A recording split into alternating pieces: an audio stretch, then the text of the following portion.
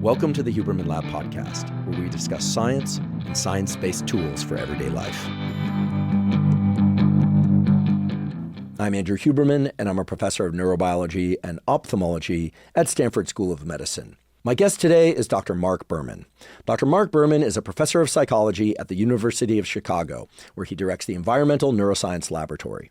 His research focuses on how our physical environments, particularly natural environments, impact our brain function, mental health, and cognitive performance. During today's episode, we discuss the fascinating and actionable science of how your physical surroundings indoors, and in particular your relationship and interactions with nature, can shape your biology and your cognitive abilities. Dr. Berman explains how exposure to very common features in nature, such as fractal patterns, increase your ability to focus, reduce your stress, and improve your mental and physical health metrics, and not just while you're in nature, but after you return indoors for many hours and even days afterwards. During today's episode, you'll learn about something called attention restoration theory, which turns out to be very important for understanding how different types of indoor and outdoor environments either deplete or restore your cognitive resources. We also discuss practical science-based strategies that anyone can implement, regardless of where you live. So if you're in an apartment or a house, if you have ready access to nature or if you don't, today's episode explains how to design your indoor space, the optimal duration and timing of nature exposure, and the specific visual and auditory elements that will provide you with the greatest cognitive and health benefits.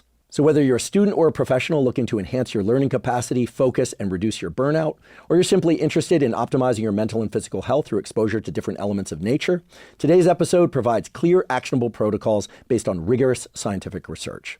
By the end of today's episode, you'll have a toolkit of evidence-based strategies that will transform your relationship with your indoor environment and outdoor environments, and you'll learn to harness those to improve your brain and body. Before we begin, I'd like to emphasize that this podcast is separate from my teaching and research roles at Stanford. It is, however, part of my desire and effort to bring zero cost to consumer information about science and science-related tools to the general public. In keeping with that theme, today's episode does include sponsors. And now for my discussion with Dr. Marc Berman. Dr. Marc Berman, welcome. Great to be here, Andrew. I love being out in nature, so I'm excited about today's conversation, which is taking place indoors, but we're going to talk about the relationship between the mind, the brain, nature, stress, rumination, and this incredible power that interactions with the natural world can have on our brain. As we wade into this, I'd like to start with this issue of recapturing our attentional abilities, because I think nowadays, everybody, whether they're clinically diagnosed with ADHD or they are just a human being on the planet, feels as if their attention is being pulled in different directions, sometimes without our awareness, sometimes with our awareness. What is this notion of recapturing attention? Yeah, I think it's a really fundamental concept. And we think that attention, maybe on the surface of it, people just kind of think about, oh, it's kids trying to pay attention in school, or, oh, it's trying to pay attention at work.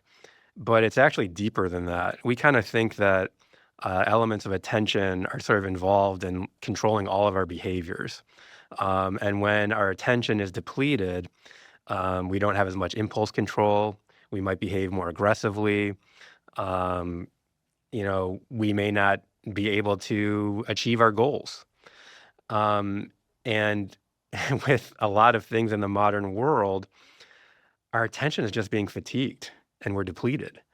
And it's really hard to recharge the battery or know what to do to recharge the battery.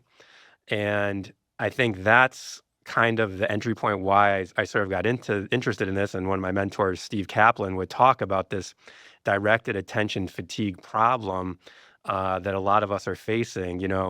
Our ancestors, thousands and thousands of years ago, we're not bombarded with so much information like we are now. Now, the modern human has to sort of pick and choose what to pay attention to, and it's kind of overwhelming. And Steve Kaplan had this idea that humans kind of have two different kinds of attention. So one kind of attention is called directed attention, and that's kind of the attention that I've been talking about just recently here. And that's the kind of attention where you as the individual person are deciding what to pay attention to. So presumably, Andrew, you're deciding to pay attention to what I'm saying, even though there's many other things you could find that might be more inherently interesting than what I'm saying. And this is kind of a very, unique human capability. There may be other species that can kind of decide what to pay attention to, but we're really good at it. Humans are really, really good at being able to focus on this lecture, or focus on reading this paper, or focus on trying to finish this math problem. But we can't do it forever.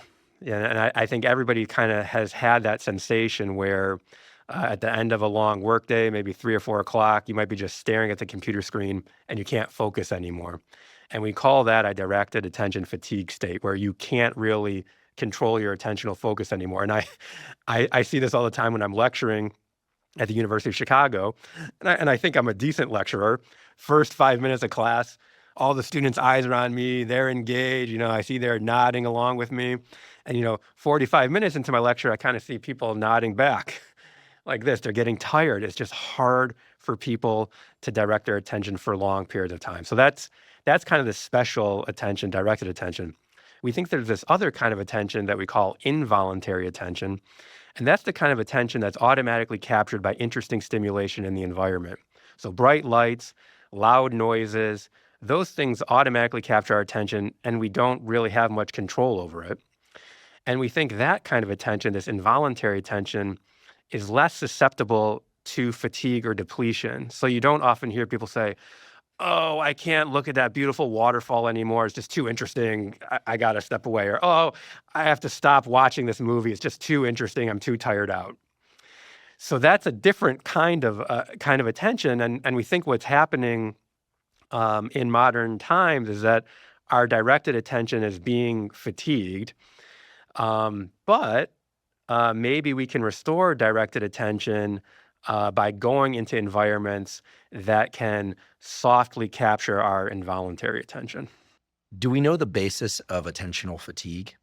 I mean, I could imagine it's something in the noradrenergic, dopamine, catecholamine world. Listeners of this podcast will recognize those terms, at least crudely. I could also imagine that it's literally a fatigue of the visual system and or the auditory system. It's hard to maintain fixation, as we say, as visual neuroscientists, to focus on a target. Yes. It's challenging. If we allow our eyes to rest, it actually gets easier to look back at it and fixate on a target. So what is the basis of the attentional fatigue for this focused attention, or what you call directed attention? Yeah, it's a really great question. I'm not sure I have a great answer yet. Maybe you'd have some ideas, Andrew. One thing that sort of to me puzzles me a little bit about the brain is that, from my understanding, it's kind of like brain metabolism is 20% of overall metabolism, no matter what people are doing, except for really extreme exercise, where brain metabolism goes down a little bit. But if you're asleep, or if you're doing a hard calculus problem, I think the brain is still using 20% of metabolism. So it's sort of this puzzle. Why do we get this mental fatigue state? It's got to have some kind of neurological component. At this point, I can't point to it. So I'm going to talk about it more at this psychological level. It's this sensation that we have that we can't focus anymore. If I was to talk about brain areas, I would say probably this ability to direct attention is most likely in frontal cortex, whereas this involuntary attention, sometimes we call it more bottom-up attention or exogenous attention, where it's activated by external stimulation. I would say that's probably more activated by things in the parietal cortex or even occipital cortex or auditory cortex, depending on what that external stimulation is. I'm not going to lean everything on the visual system, but I've been listening to this book that unfortunately is only available as an audiobook called Daily Rituals, which it's got 2-minute chapters, and it describes the daily rituals of writers and artists and creatives. And it's very interesting that across many of those chapters, you find the same thing, which is that almost all of these people had a ritual of taking some stimulant, typically caffeine, sometimes more aggressive stimulants, but caffeine, and then something to restrict their visual world, make it more tunnel vision. In fact, there are certain painters, I forget the particular painter that they described, who literally built cardboard blinders onto his glasses when things weren't going so well. Now, the reason I bring this up is not as a suggestion, although I suppose it could. I actually used to read papers. Maybe I need to go back to this. I'd put a baseball cap on, put a hoodie on, and you restrict your visual world. Yep. And it makes perfect sense if, in fact, involuntary attention, which presumably comes from the periphery, is inexhaustible. Right. So, I think what's interesting about the digital interface that Yeah. we exist in now is that the whole world is brought right in front of us. Yes. So presumably we evolved to move through space and direct our attention to particular locations and let the rest of the world fall away. Yes. And then involuntary attention could grab us Yes. to alert us to people showing up or Yes. danger or the smell of something Yes. wafting by, calling us for dinner. But now it's all placed right in our central visual field. Yes. So it makes sense that we would all be very challenged with maintaining directed attention Yes. within that small Yes. tunnel vision. Yes. And I would say something else too, I guess, if you felt like you had to create an isolation kind of chamber sort of thing to focus your directed attention, that's where we would say it's probably time to take a break.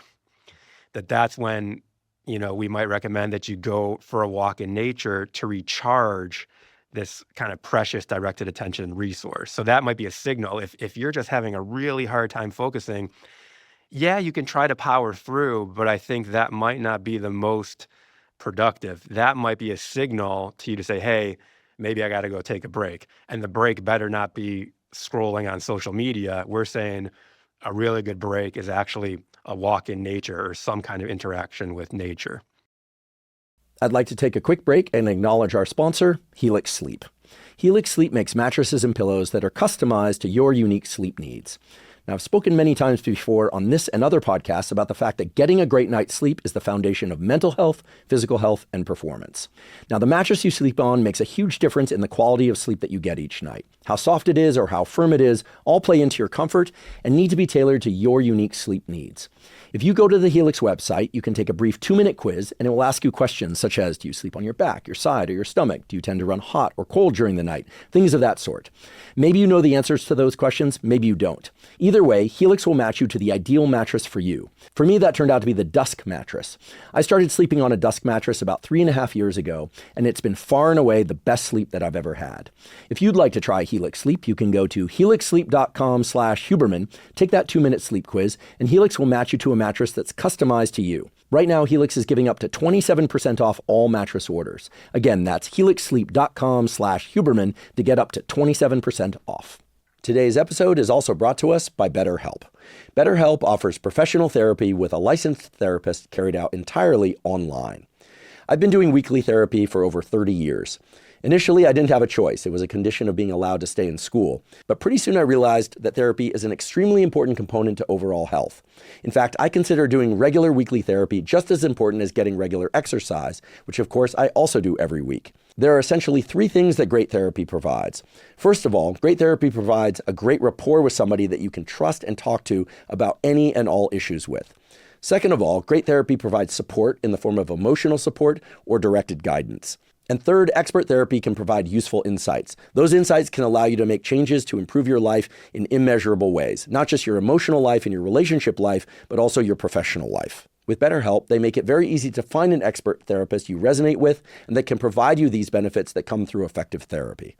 Also, because BetterHelp allows for therapy to be done entirely online, it's extremely time efficient and easy to fit into a busy schedule. If you'd like to try BetterHelp, go to betterhelp.com/Huberman to get 10% off your first month. Again, that's betterhelp.com/Huberman. I want to talk about interaction with nature. I just want to, it's not a pushback on what you just said, but maybe just a probe a little bit deeper. I think a lot of people struggle with getting into a focused state at the outset. Yeah. And I myself am familiar with the sitting down to do some work and it taking some time to kind of warm up and that agitation. I always think about it as literally climbing over or through barbed wire. Sometimes it actually feels like that, right? Yes. And then at either side of the barbed wire is a steep slope. On one side is distraction that can come from surfing the web or social media. And on the other side is any sort of drama. Yes. And then, of course, our mind starts creating all these things that we think we need to do. And the idea is to get through the barbed wire. And then on the other side of it is that focused state. For most people, I think what I described is not terribly different from that. I'm making a lot of assumptions here, but I don't know many people that can just sit down to work and just drop in like a trench. That's right. Can you do that? No, but I can do it better after a walk in nature. So I think almost like the walk in nature is sort of like a preparatory kind of process. Just like, think about like lifting weights or something like that. You wouldn't start off a workout and say, oh, let's put 250 on the bench and start going. You Correct. warm up. You got to wake up your nervous system a little bit. And I think that's kind of a little bit what we think interacting with nature is kind of doing. I mean, it's not a passive process. We're not saying go and sit in a dark room for 30 minutes and then start to go to work. No, we're saying we want you to be interacting with nature. We want you to notice nature. We want your involuntary attention to be automatically captured by this stimulation in nature. And then after you've kind of been sufficiently recharged, then we think you're going to be able to go back to your desk and be able to direct attention and be able to focus. So let's talk about some of the data around what walks in nature and interactions with other components of nature can do for our cognition and our level of focus. I think intuitively people will appreciate, okay, a nice walk in nature, not looking at one's phone. It's very pleasant, it's relaxing, and then you get back to your desk and you can really focus. What about the laboratory data that support this, or out of laboratory data that support this? Maybe you could describe a few of the incredible studies that you've done, because they are really incredible and they're very pioneering in the way that you've brought real laboratory technology into nature as well. So pick your favorite study about this, and then I'll ask you about a few others as well. Well, I think the kind of the seminal experiment that we did was back in 2008, and at that time, when people did these sort of nature walk studies, they would ask people, how do you feel after the walk? And it was very subjective, and I'm not against subjective accounts. And people reported, yeah, I feel much more refreshed after the walk in nature. But I always felt a little bit dissatisfied by that. I wanted to see, well, does objective performance change? Just like we would probably be dissatisfied if I gave you a pill and I said, this pill is going to get you stronger. You're going to be able to lift more weight. And if we just had people say, yeah, I feel like I can lift more weight, I don't think that would be satisfying. We'd actually want to see, can people actually lift more weight? And so what we did is we designed a study that was experimentally controlled that would have objective measures. How did people perform cognitively before and after going on a walk in nature? So what we did is we brought people into the laboratory, and then we gave them some challenging working memory and attention tasks. So one of the task was called the backwards digit span task, where you would hear digits out loud at a pace of about 1 digit per second, and then the participant would need to repeat them back in backwards order. So if I said 5, 6, 7, the participant would have to repeat back 7, 6, 5. Pretty easy task at 3 digits, but we keep increasing the number of digits all the way till about 9 digits. At about 5 digits, you're ready to pull your hair out. It's a challenging task. So we gave participants this backwards digit span task, and then we gave them a map of a walk. It could be, the first studies were through the Ann Arbor Arboretum, which was a nature walk kind of by the psychology building at the University of Michigan, or participants went for a walk on busy Washtenaw Street in downtown Ann Arbor. The walks were both about 2.6 miles, so it took people about 50 minutes to do the walk. We also took participants' cell phones because we didn't want them texting or chit-chatting on the walk. We wanted their attention to be fully focused on the environment. And we also did one other thing. We also gave them a GPS watch. Why did we give them a GPS watch? Well, we did it for 2 reasons. One, we wanted to make sure they went on the walk. They didn't just go to Starbucks.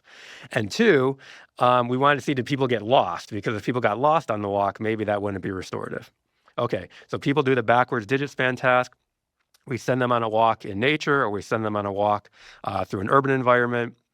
They go on this 50-minute walk. They come back to the lab. We give them that same backwards digit span task again to see if there's any performance change or not. Measure that.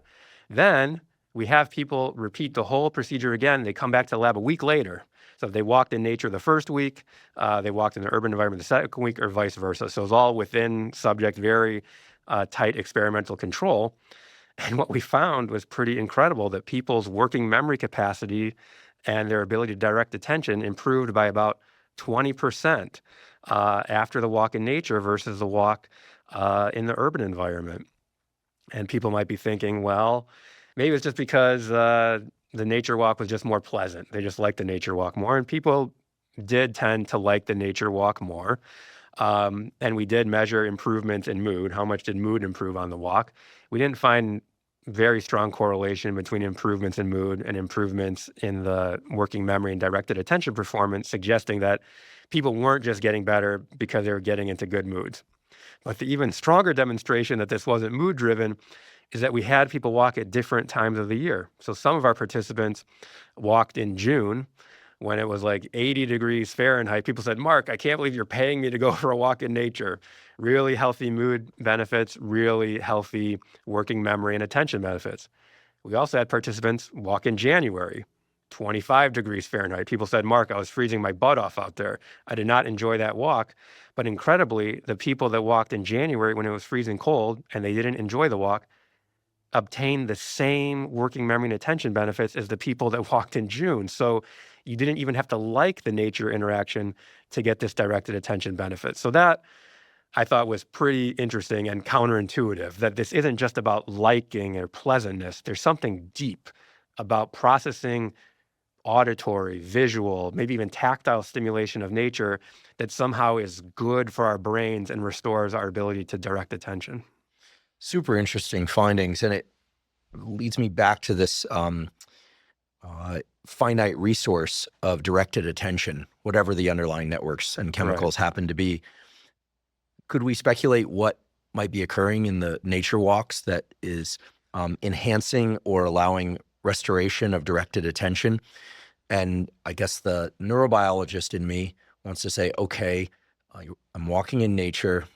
That probably means some greenery, some dirt, maybe some water. And I could imagine one hypothesis that it's the kind of irregularity of nature environments, right? I mean, maybe trees are spaced out, you know, in perfect spacing, like on Palm Drive at Stanford. It's like, it looks like it speaks to the engineering department that they're set at such even intervals, right? But typically when you're in the forest or nature, there's also things to break up that regularity. Whereas indoor environments and city environments tend to have a lot of right angles. Buildings can be different sizes, but city blocks are pretty fixed for a given neighborhood in terms of their size. So that's just one hypothesis. I'm coming up with this off the top of my head.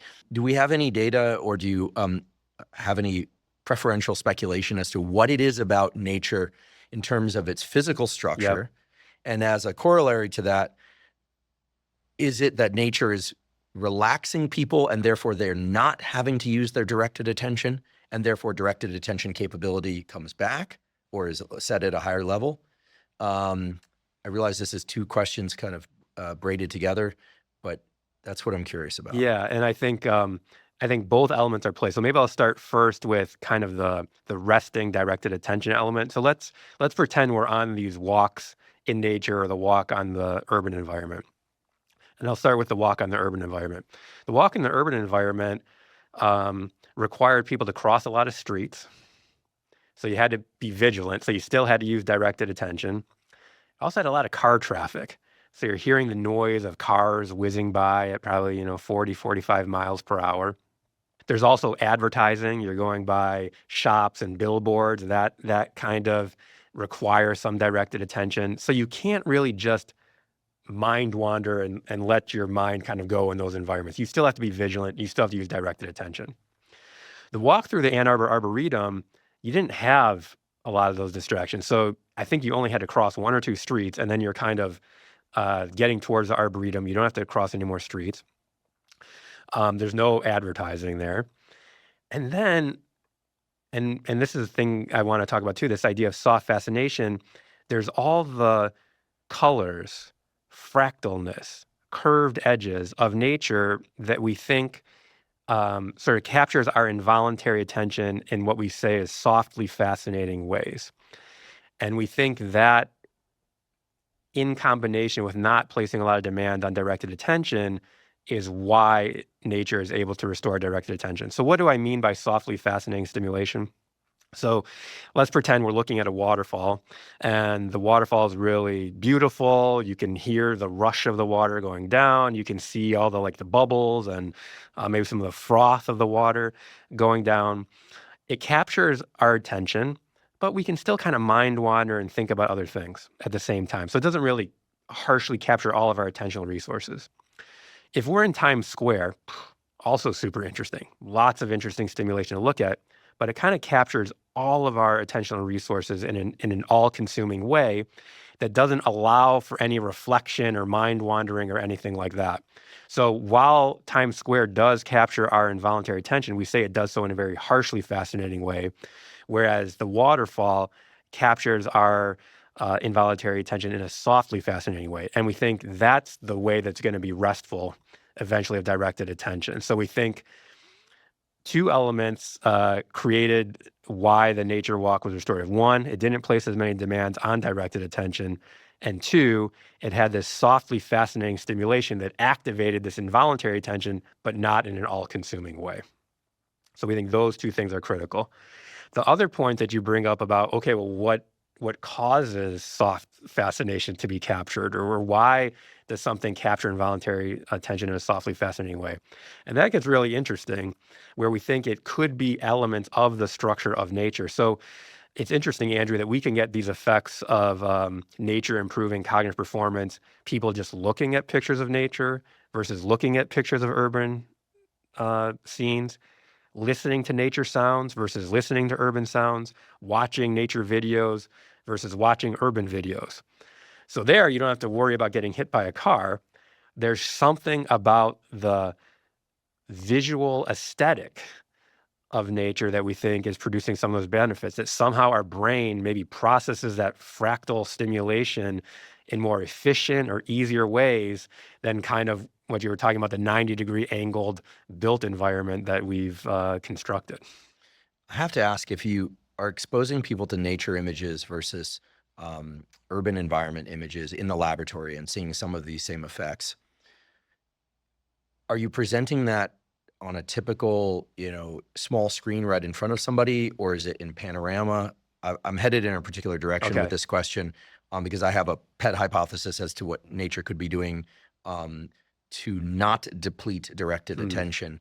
But before I ask you about that, I'm just curious what the experimental setup is. Yeah. I'm also asking because I'm a little concerned that people are going to hear, oh, great, I can just look at a picture of a forest. I don't have to get outside. And as you mentioned, there's so many things in an actual nature environment that provide a rich experience of soundscape, et cetera. But what's the format? Yeah. So it's basically the same format as the walk, the walking study that I described. So people come into the lab, we give them the backwards digit span task, but then we take them into a room in the lab where they just have a computer screen that's flipping through nature scenes or urban scenes. They look at the scene for a couple seconds. We also have them rate the scene on a scale of 1 to 3 for how much they like it, just to make sure that they're awake and they're engaged with the environment. That whole procedure takes about 10 minutes. They come out of the laboratory room that had the pictures, and then they take the backwards digit span task again to see if there are changes in performance. And then we'd have them come back to the lab a week later, repeat the whole procedure again. If they saw the nature pictures the first week, they see the urban pictures the second week, or vice versa. And they're even just seeing the pictures of nature, we see improvements in working memory and directed attention. However, I would caution that the effects are not as large as they are for the actual walk. So it's harder, or I would say, I guess, the intervention is not as strong as actually walking in nature, right? Just seeing 10 minutes of nature pictures, it's incredible that it works. You can get some of these benefits, but the benefits are not as strong as they are for the real thing. And the same procedure happens when we test sounds of nature versus urban sounds. We test people with the backwards digit span task, then we put headphones on them, play a series of nature sounds or play a series of urban sounds. Then they do the backwards digit span task again. And we find that when people listen to nature sounds, they also show improvements on working memory performance and directed attention. We don't do anything special in terms of having it being a panoramic view. It's basically just looking at a slideshow of nature pictures or urban pictures on the computer screen. So I'm hearing this, I'm starting to wonder whether we have brain areas and or circuits that are devoted to nature, which, first pass seems like kind of a crazy idea because visual perceptions and auditory perceptions are built up from their sort of elementary units, which is just nerd speak for your eye and low-level visual system cares Yep. about circles and angles, Yep. and then your higher-level Yep. cortex puts it into Yep. the recognition of a person or a building, et cetera, is literally built up from elementary units. In the sound domain, it's built up from different frequencies, et cetera. Yep. But, there's something about this problem.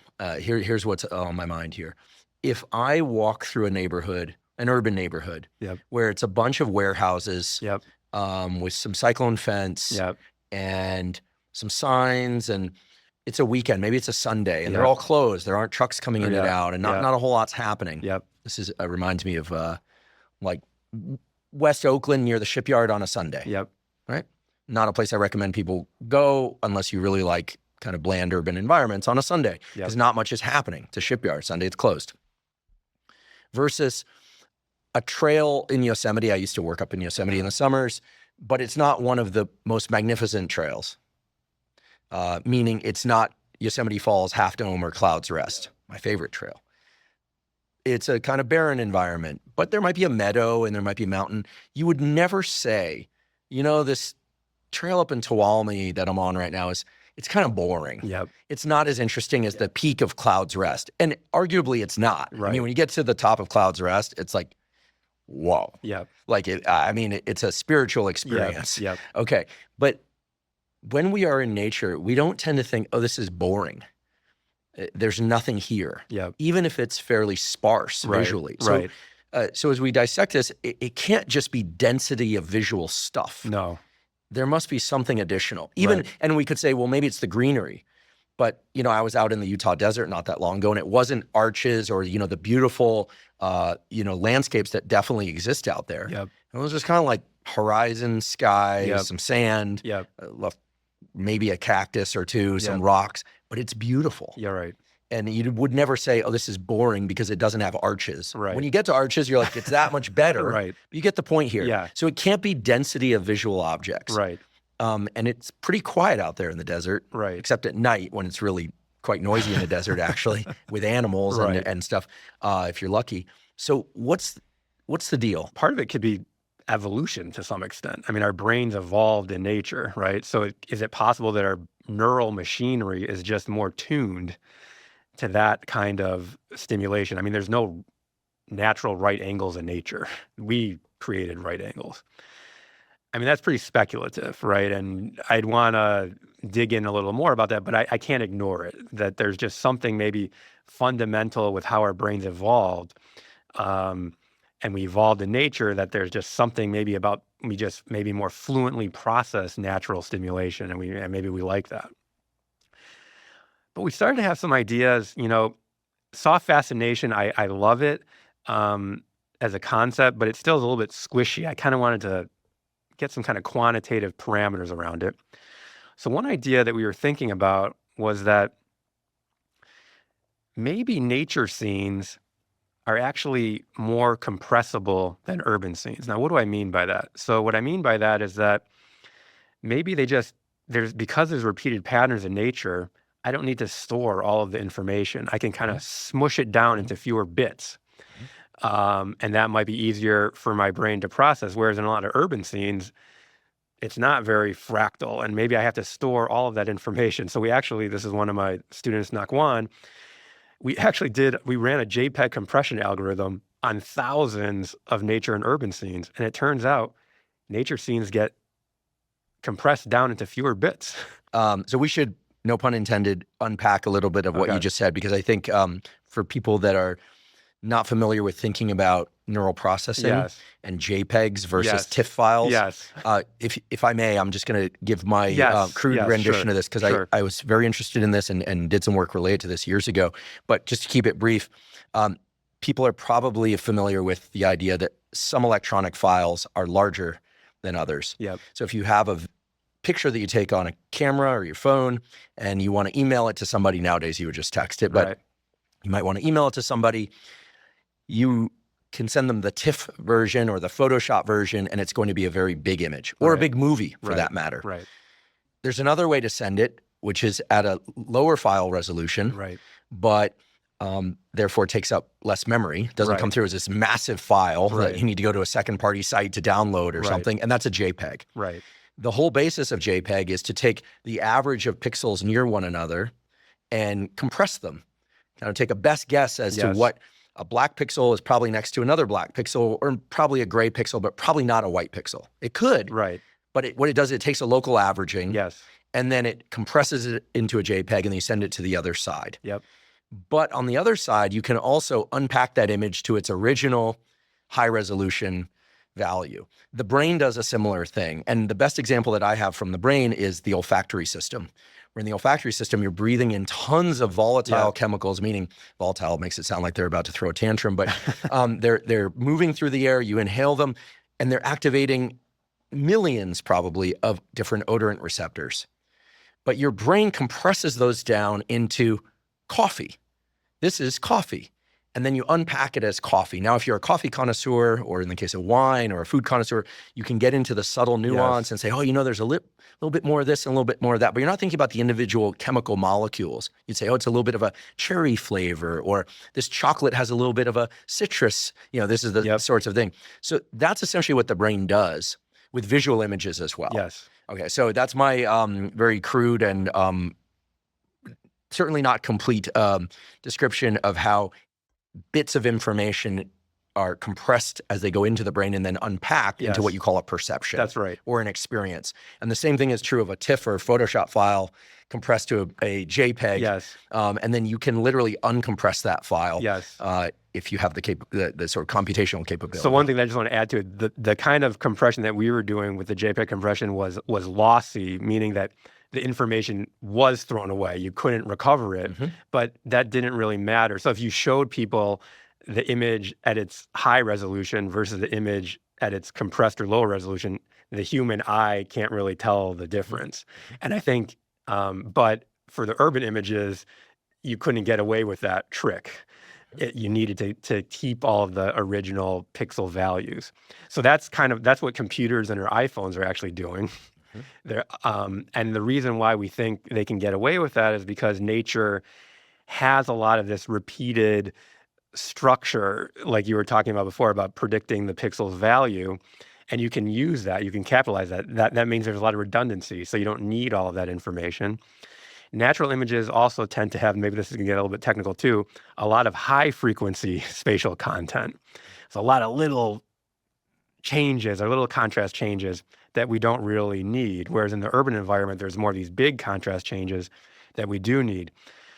So we think maybe the brain is, like you're saying, there's all this evidence that the brain is basically doing that. And in nature, because you can you're walking through the nature, you can kind of throw away a lot of the information. And so we think that actually might be why it's sort of more softly fascinating and easier to process versus the urban environment. There's another element here too, which we haven't got it completely yet, but which I'm very interested in. So that's looking at sort of like complexity of the images at the very, very low level. But you could also think about semantics, like the language that we use to describe a scene. And when I see a nature scene, I don't have a huge language repertoire. I can say lake, tree, river, shrub, sand, desert. But when I'm in the urban environment, I can say Volkswagen Beetle, BMW M3, Gothic architecture. Like my vocabulary is so much more complex for an urban scene. So one thing that we're also thinking about is like maybe nature might also be more semantically simple, like from a linguistic level, that I can just label it really easily, and then it allows my brain to just not have to store as much information. Whereas in the urban environment, maybe I'm forced to sort of label all of these objects, and it just takes up more room in our brain. So we also do these studies where we show people a bunch of nature scenes and urban scenes and then test their memory for the scenes. And it turns out that people's memory for the nature scenes is worse than the urban scenes. So people remember. Perfect. Exactly. It fits. It fits. And you might think, oh, well, you want to remember stuff. But actually, in some sense, it's measuring how just difficult it is to process. And if it's so easy to process nature, you're just not going to remember it. And that, in this case, is a good thing. So we think that's also part of it, that's also saying to us that, yeah, it's just easier to process this natural stimulation versus this urban stimulation where you just have to attend to more stuff. It's more sticky. Do you have any data as to whether or not people track time better or worse when they are in natural versus urban environments? So I don't have direct evidence to this, but I have a few other little pieces of evidence that I think will kind of get us there. So we've done some studies where we send people, this one was actually sending people to a nature arboretum, an indoor nature arboretum, the Garfield Conservatory, a really beautiful conservatory in Chicago, versus the Chicago Water Tower Mall, a very fancy indoor mall in Chicago. And we actually gave participants here cell phones that we had in the lab that would ping them and ask them questions while they were going on the walk in the conservatory, the walk in the mall. And we asked them, what are you thinking about? And it turns out when people are walking in nature, they actually think more about the past than walking in the mall. So that was kind of interesting. This is also kind of interesting. People also said that they felt more impulsive in the mall than in the conservatory, which makes sense that, mall designers want people to be buying things. But this idea about thinking about the past, to me, suggested a little bit that time might be going a bit slower. Other people have found in cities that the larger the city is, people walk faster, like the pace of everything is a little bit faster. So my hunch is that based on those two findings, that I think time does probably slow down in nature, but I don't have direct evidence for that. I think that's something that'd be really super interesting to study. But that would be my hypothesis, that in nature, time does slow down a bit. If you had to wager a guess, would you assume that going into an art gallery is more similar to taking a walk in nature or an urban environment? I mean, it's so rich with information. Yeah. You have options. You have to decline certain things, certain rooms, certain paintings, certain sculptures. There's a lot of decision making. Yeah. And yet most people find galleries, big galleries, to be extremely calming. Maybe it's also because everyone's quite quiet in them. I would say the gallery would have a similar effect to nature, would be my guess. Because, Kaplan's attention restoration theory really is not specific to nature. It basically just says you got to find an environment that doesn't place a lot of demands on directed attention while simultaneously having softly fascinating stimulation. And an art gallery might meet those two criteria. If you don't have to be tested on the artwork and you can just kind of go there and you don't have an agenda, I think there's going to be a lot of very softly fascinating stimulation in an art gallery. So my hunch would be that, walking through an art gallery might have a similar kind of effect.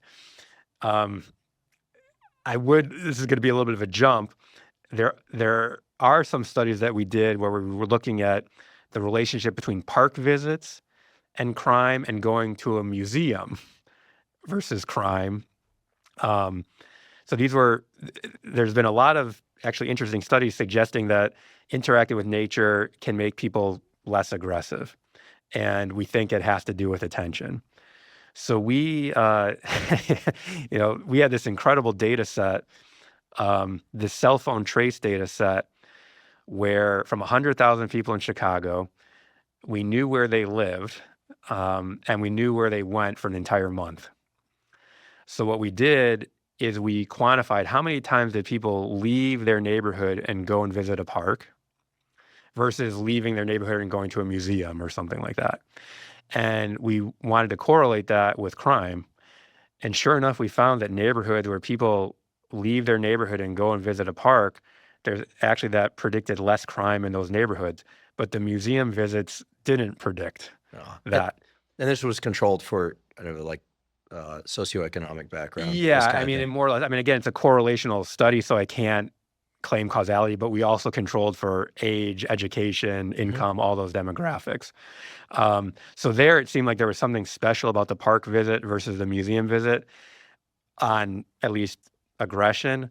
But I do believe that going through a museum might have a similar effect to nature. I'm not sure it'll be as strong, but I think it has, the museum maybe has a lot of the same elements that a nature walk might have. I think I'm just obsessively starting to drop into the trench of what sorts of things are attention depleting and what sorts of things are attentionally restorative. Because I personally believe that our ability to attend is like the hallmark of building a great life. Yes. And I've so much so that, on hikes and walks, I will listen to audiobooks and podcasts. Yeah. But there are times when, for instance, I will exercise with silence. Yep. And then I'll use music as something to like push me through some Yeah. particularly hard Yeah. moments in the exercise, but then I'll turn it off Yeah. and bring it back. I don't just kind of like head out the whole time Yeah. blasting music. Sometimes Right. I'll do that. Yeah. But I'm starting to become kind of a experimentalist with this idea of, attention as this resource that we deplete each day. Sleep, it's restored mostly. Go back again. I mean, looming in the backdrop of this conversation is a conversation about social media. But before we go there, if you were at this point to give a kind of a best recommendation in terms of how to reset one's attentional abilities, what are the sort of basic requirements? So I think there's a lot there too. I think you have to be really mindful about directed attention fatigue. So if you're trying to study or you're at work and you're having a really hard time concentrating, I would recommend not just trying to power through. If you have the ability and the time to take a break, I recommend that you stop and you take a break. And what kind of break do I recommend you do? I recommend that you go and try to find some nature and walk in nature. What if you're having a hard time getting into a focused state at all? It's Yeah. not that you fatigued it Okay. that day. Yeah. So many people that I hear from Yeah.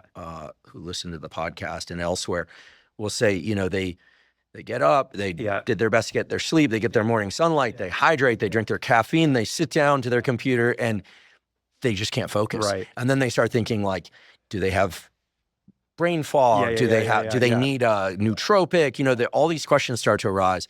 What are your I thoughts? think in some sense, even though you might be very well slept and very well fed, you could still be in a directed attention fatigue state. So I think, if you can't concentrate right in the beginning of the morning, then you should go for a walk, right? That should be the first thing you should do. Or if you don't have access to nature, maybe listen to some nature sounds or watch a nature video or something like that. We find that all those things can be beneficial. Even looking out the window to nature can be beneficial. Looking at a picture, you've got a picture of nature here. Looking at a picture of nature can be beneficial.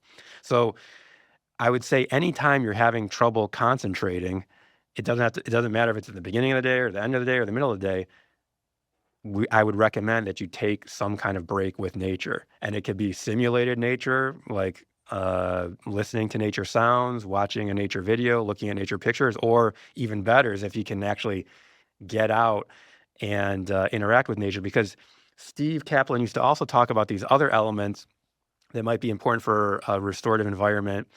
One was that the environment had to have extent, meaning that it had to have enough interesting things to look at. Now, it doesn't mean that it has to be Yosemite Valley, which has incredible spatial extent. I mean, it's huge, it's enormous. But, like near my office at the University of Chicago, we have this Japanese garden, the Garden of the Phoenix. It might be only like 100 square meters. It's pretty small, but man, it's still got a lot of extent. It's got a walking path. It's got a little waterfall. You can see Lake Michigan. So that's one element. Another thing about the nature is that you want it to be compatible with your goals. So what do I mean by that?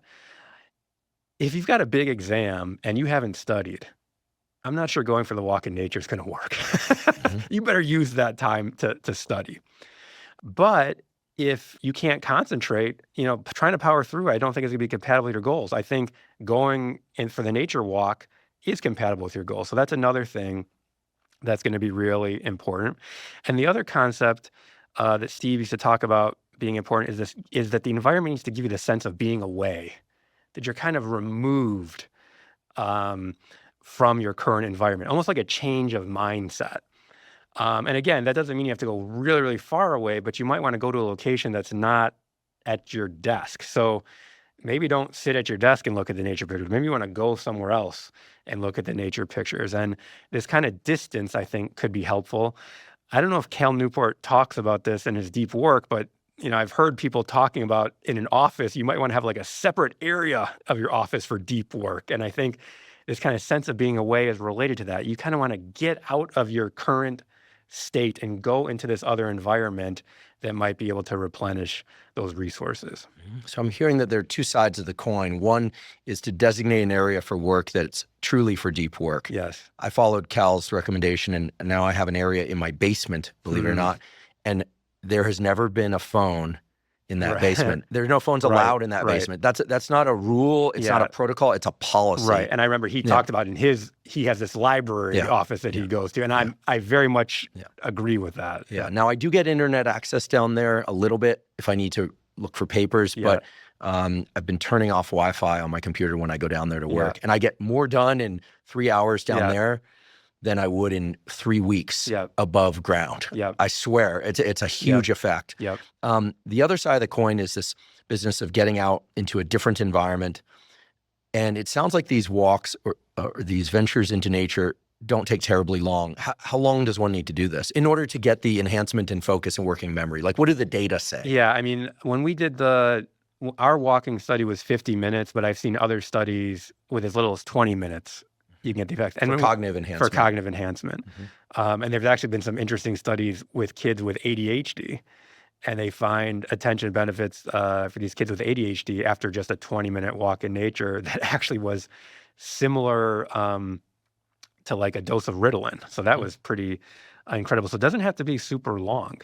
And when we were doing the slideshow of nature pictures, that was only for about 10 minutes. So it doesn't have to be a really, really long immersion.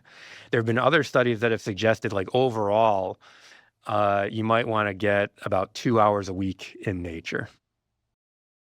I'd like to take a quick break and acknowledge our sponsor, AG1. AG1 is a vitamin mineral probiotic drink that also includes prebiotics and adaptogens. As somebody who's been involved in research science for almost 3 decades and in health and fitness for equally as long, I'm constantly looking for the best tools to improve my mental health, physical health, and performance. I discovered AG1 back in 2012, long before I ever had a podcast, and I've been taking it every day since. I find it improves all aspects of my health, my energy, my focus, and I simply feel much better when I take it. AG1 uses the highest quality ingredients in the right combinations, and they're constantly improving their formulas without increasing the cost. In fact, AG1 just launched their latest formula upgrade.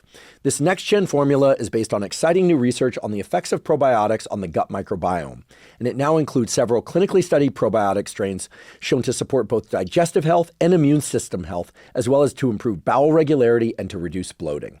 Whenever I'm asked if I could take just one supplement, what that supplement would be, I always say AG1.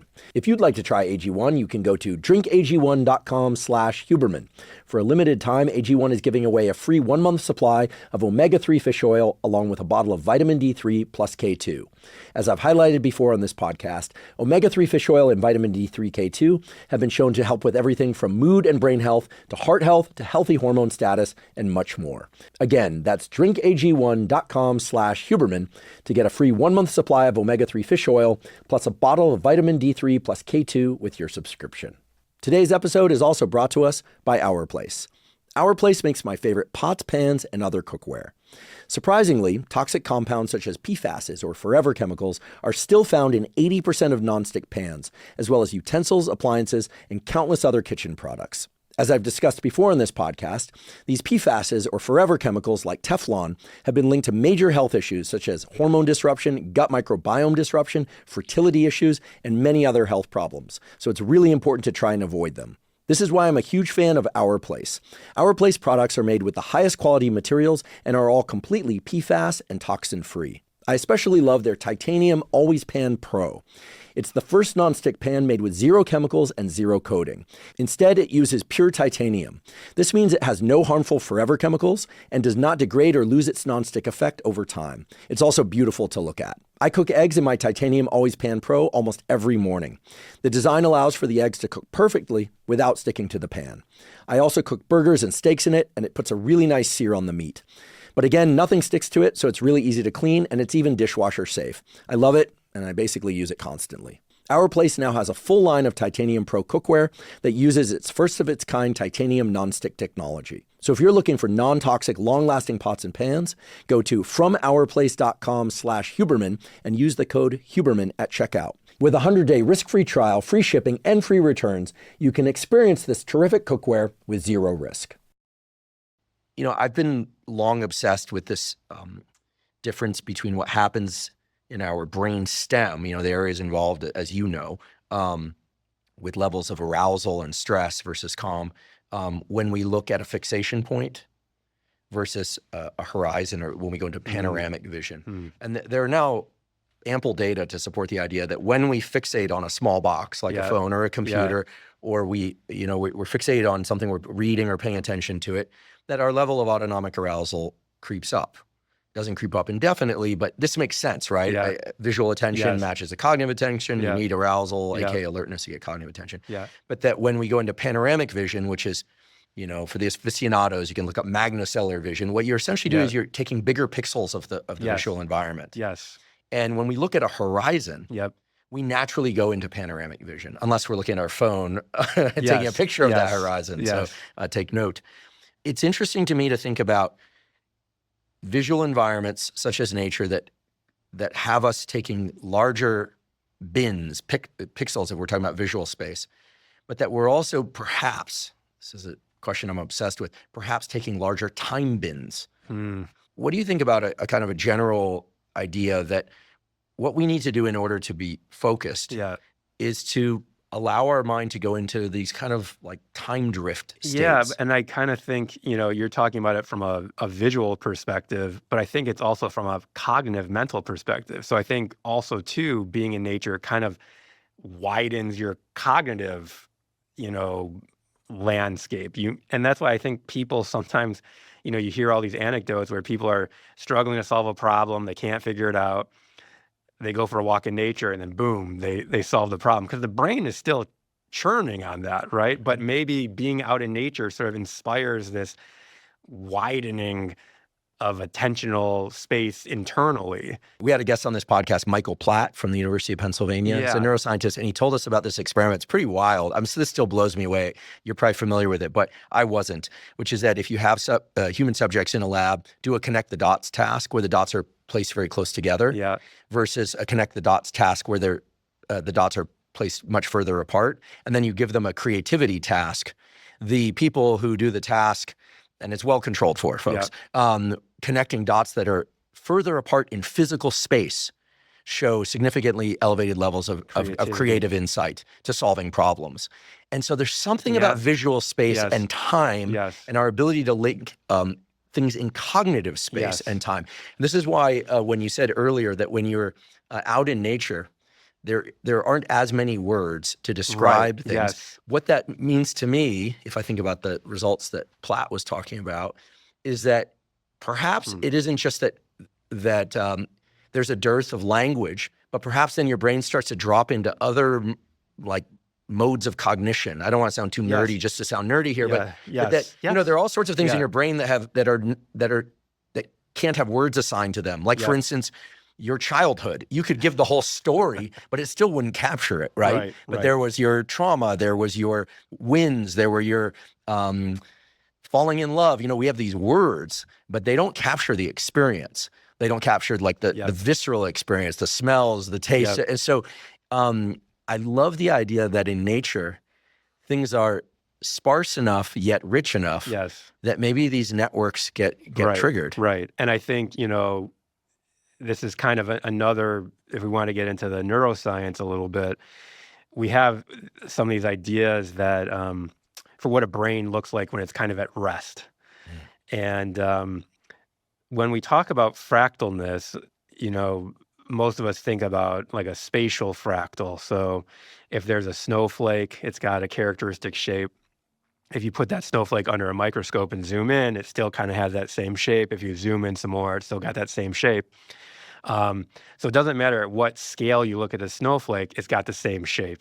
So that's called as a snowflake is sort of scale-free spatially, or another way to say it is that it's fractal. It's got this repeated patterning at these different spatial scales. And nature is filled with fractals. Could you tell us more about some of those? I recall hearing about fractals at Mandelbrot Mandelbrot, that right, came up with fractals. Yes. But despite the fact that I remember Mandelbrot's name, all that tells you is that my brain is filled with meaningless information, because what I want to know is not who came up with it, right? This is the problem with the hippocampus, right? You can encode perfectly useless information, no discredit to Mandelbrot. But where in nature, aside from snowflakes, do fractals show up? Are they in tree bark? Everywhere. I mean, a tree is also quite fractal, right? So you have the trunk of the tree, and then it breaks off into branches, which breaks off into smaller branches, which breaks off into leaves, and the leaves have the veins that also branch off. So it's very, very fractal. It's got this same branching structure at all these different scales. Really? Yeah. So when I look at like sand in the desert, Yeah. you're telling me that this regularity exists at every scale. Yeah, pretty much. I think a desert would also be fractal in terms of, how the wind, because the wind is also kind of a fractal sort of process. So the sand will be somewhat fractal. A mountainscape will also be quite fractal. A coastline will be fractal. Well, tell me for a mountain. So where am I going to look at a smaller scale? I can So, see. like, I can imagine a mountain. Mountain. Yeah. Now, if you zoomed in on a Yeah. different portion of the mountain, it would have some of the same structural properties as the zoomed out version. Really Yeah. wild. Yeah. So, and again, this kind of, to return back to like compression, again, if you have this repeated patterning, that might be easier for our brain to process, because you just have to only kind of encode one structure, because that structure is repeated at all these different scales. Whereas human beings and advertisements and all that, we try. There's this thing in science, as you know, people are either lumpers or splitters. Yes. Right. And many a career has been made by splitting. Yep. When lumping would have been sufficient. Right.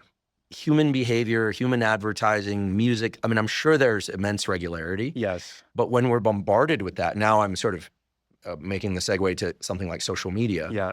where you're just bombarded with sensory information. Yes. Like one movement of my thumb takes me from one cognitive landscape to a completely different cognitive landscape. I mean, Right. if it were my preference, my entire feed would be dogs. Yep.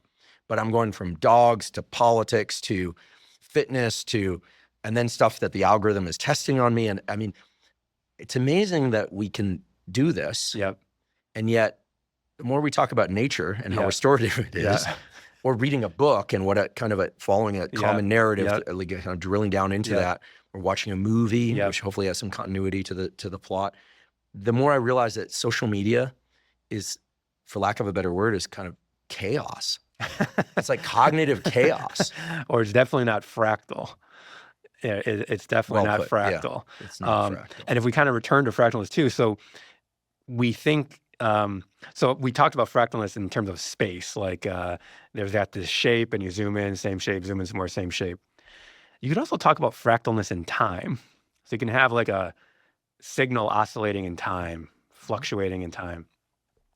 And you could also quantify how fractal that signal is in time. Mhm. So it's like if you look at the signal at 1 millisecond, 10 milliseconds, 50 milliseconds, 10 seconds, 30 seconds, an hour, does that signal look the same or does it look different? If the signal looks the same at all those different temporal windows, we say the signal is fractal in time. Can you give me an example from a nature environment and one by comparison from a urban environment? I'm thinking a car alarm in an urban environment is like the most alerting. I mean, it grabs our involuntary attention. And it's not fractal, it's periodic. It's just wah, wah, wah, wah, over and over again. Like a fractal signal will kind of have low frequency stuff have a lot of power, but it also has all of the different frequencies are represented, but how their amplitude is, this is going to get a little nerdy, is proportional to their frequency. So low frequency stuff will have higher amplitude or higher power, and high frequency stuff will have lower amplitude or lower power. And a lot of natural sounds and stuff are also more fractal. But what's interesting is that you can also look at brain signals. Like I can put a person in an MRI machine and look at like, how are the brain areas fluctuating? Or I can have an EEG cap on them and look at how their electrical activity is fluctuating. And it turns out when brains are more fractal in time, brains are exerting less effort, less cognitive effort. So it's kind of depressing, but as we age, our brains kind of get less fractal. If you're learning a new task for a first time when it's harder, the brain is less fractal than when you're well practiced at the task. If you're doing an easy task, the brain is more fractal than when you're doing a harder task. And so we think that maybe nature is kind of pushing the brain into this like higher fractal state that might be like this sort of critical rested state. That's kind of a really that's going to allow you to actually have a lot of directed attention when you need it. Versus like the social media stuff is just pulling, grabbing. It's not letting you get into this fractal rested state. It's driving fractalness down. Right. Well, the social media platforms, not to paint them as evil, because I teach on social media, learn on social media, enjoy social media, but it's a business. Right. They're not doing it for free. No. They're not doing it out of the goodness of their hearts. Right. And I basically think of social media as the reality TV show that we've all either chosen to be a part of. Yeah. We've cast ourselves in it. Yeah. The idea here is that it is not designed to be relaxing. No. It's designed to capture your directed attention. That's right. If it just grabbed your involuntary attention, it wouldn't work. Now, that might seem a little bit counterintuitive because I and everybody else has the experience of picking up your phone. You're like, okay, I'm only going to spend a minute. I'm going to just kind of check what's on Instagram. Right. And all of a sudden, you're taking down this this rabbit hole of one thing, and then it's 30 minutes later, and you're like, goodness, I got to get ready for work or something like this. But the involuntary attention that you were talking about before is the kind of thing that cues you to something, and then you go down that direction. Right. Or I would say that the social media, it's not softly fascinating; it's harshly fascinating. It's grabbing you and not letting you mind wander or think about anything else. It's grabbing all of your attentional resources. And I would say it does that not by taking us typically down rabbit holes, but it's not like you spend a lot of time on one post. Right. You might go into the comment section if you're interested in that, but it's the fact that you have I'm imagining now that there's some resource in the brain that's a combination of catecholamines, dopamine, norepinephrine, certainly. Yeah. Plus a bunch of neural network metabolism stuff. Yeah. It will never be one thing, right? It's not going to be like a molecule. Right. And that depending on how well rested we are, we go into the day with a certain amount of directed attention units that we can spend. Yeah. And everything you're telling us today is that going into a fractal, aka nature environment, allows us to come off the sort of spending of our directed attention. That's right. And it also seems to reset the directed attention account. Yes. Are there any data that speak to whether or not it just allows us to not spend, or whether or not it actually replenishes this directed attention capability? Yeah, it's a good question. Or does it even like extend capabilities? Like, does it take you above your baseline? Right. Is it an investment? Right. Lately, I think not so much about dopamine per se. I think about, are you spending your dopamine down, or are you investing your dopamine? Right. And I would say, I mean, unfortunately, I don't have a good answer for it. I'm not sure. It might actually, it's possible that it might expand your store. You might be getting interest. So one of the things too that we kind of struggle with a little bit is like, is nature boosting us a lot, or is urban fatiguing us, either depleting us? And I think both things are kind of at play there. I have a whole set of questions popping to mind about sleep states and deep sleep being more like fractal environments, and rapid eye movement sleep being more like reality and therefore more challenging. But I'm going to just shelve those, and maybe we'll get back to them. Maybe we won't. I want to make sure that I understand correctly what the protocol, for lack of a better word, would be. Get out into nature, ideally move for about 20 minutes minimum. Yep. And ideally you remove yourself from phone. What if you have to make a phone call while you're doing it? I mean, you don't want to do it. And I'd even say too, I know you were saying you like to put the earbuds in. Sometimes I would say you don't want the earbuds in. You want all of your attentional capacity or involuntary attention to be captured by that environment. Okay. Great. It's kind of, I kind of joke with my students about this a little bit, where I would say, how many of you study with listening to music? And a lot of students raise their hand. Yeah, I study with listening to music. I say, okay, how many of you want to take the exam listening to music? Nobody, nobody raises their hand. I say, well, then that's not consistent, and it's not because, the students are not smart. It's that studying sucks. And, listening to music just makes it more pleasurable, but you're not, you're taking away attentional resources that could be used for the studying by listening to music. And I think, on the flip side, I want you to be fully engaged with nature. I want your involuntary attention to be just automatically captured by this nature stimulation. I don't want anything else interfering with that. I think that's how you're going to get the most bang for your buck. And in fact, we did these studies where I wasn't sure how it was going to work. So we did some studies where we took participants who were diagnosed with clinical depression. And this was kind of mean, but I think important. We had them walk in nature too. But before these participants went for a walk in nature, we had them think about a negative thought or memory that's been bothering them to try to induce rumination, to get them ruminating. And we thought, maybe if you go for a walk alone in nature and you're restoring your attention, maybe they're going to ruminate even more. That is going to be, not good. Maybe it's going to hurt performance. And we found just the opposite, that actually these participants with clinical depression who we had induced to ruminate got even stronger benefits walking in nature than our non-clinical sample. On working memory. On working memory. Mm-hmm. And you can imagine participants that are struggling with depression and rumination, their working memory is not as good because you've got cognitive resources devoted to these negative thoughts that just repeating over and over again. You don't have your full bank account of attention because you're spending it on the rumination. And we found that for these participants, the effects were stronger in improving their attention and working memory. And I think part of that might be that it's actually giving them some of the attentional resources necessary to deal with the rumination. Super interesting. I know rumination is something that many people, depressed or not, struggle with.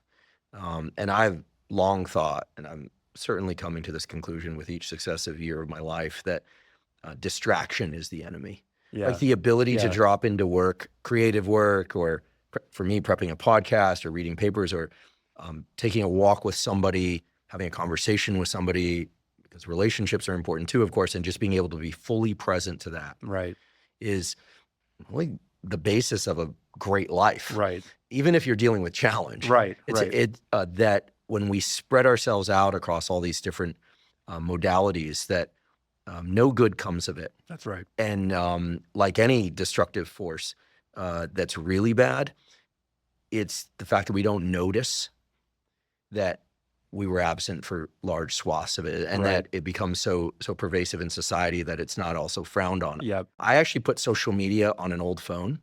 So I have social media accounts on an old phone, and that's the only way I can access social media. Yep. Somebody sends me something by way of social media, I don't do it because, I mean, I don't know what the best analogy is. It's like someone who's trying to eat clean and that you're constantly handing them junk food.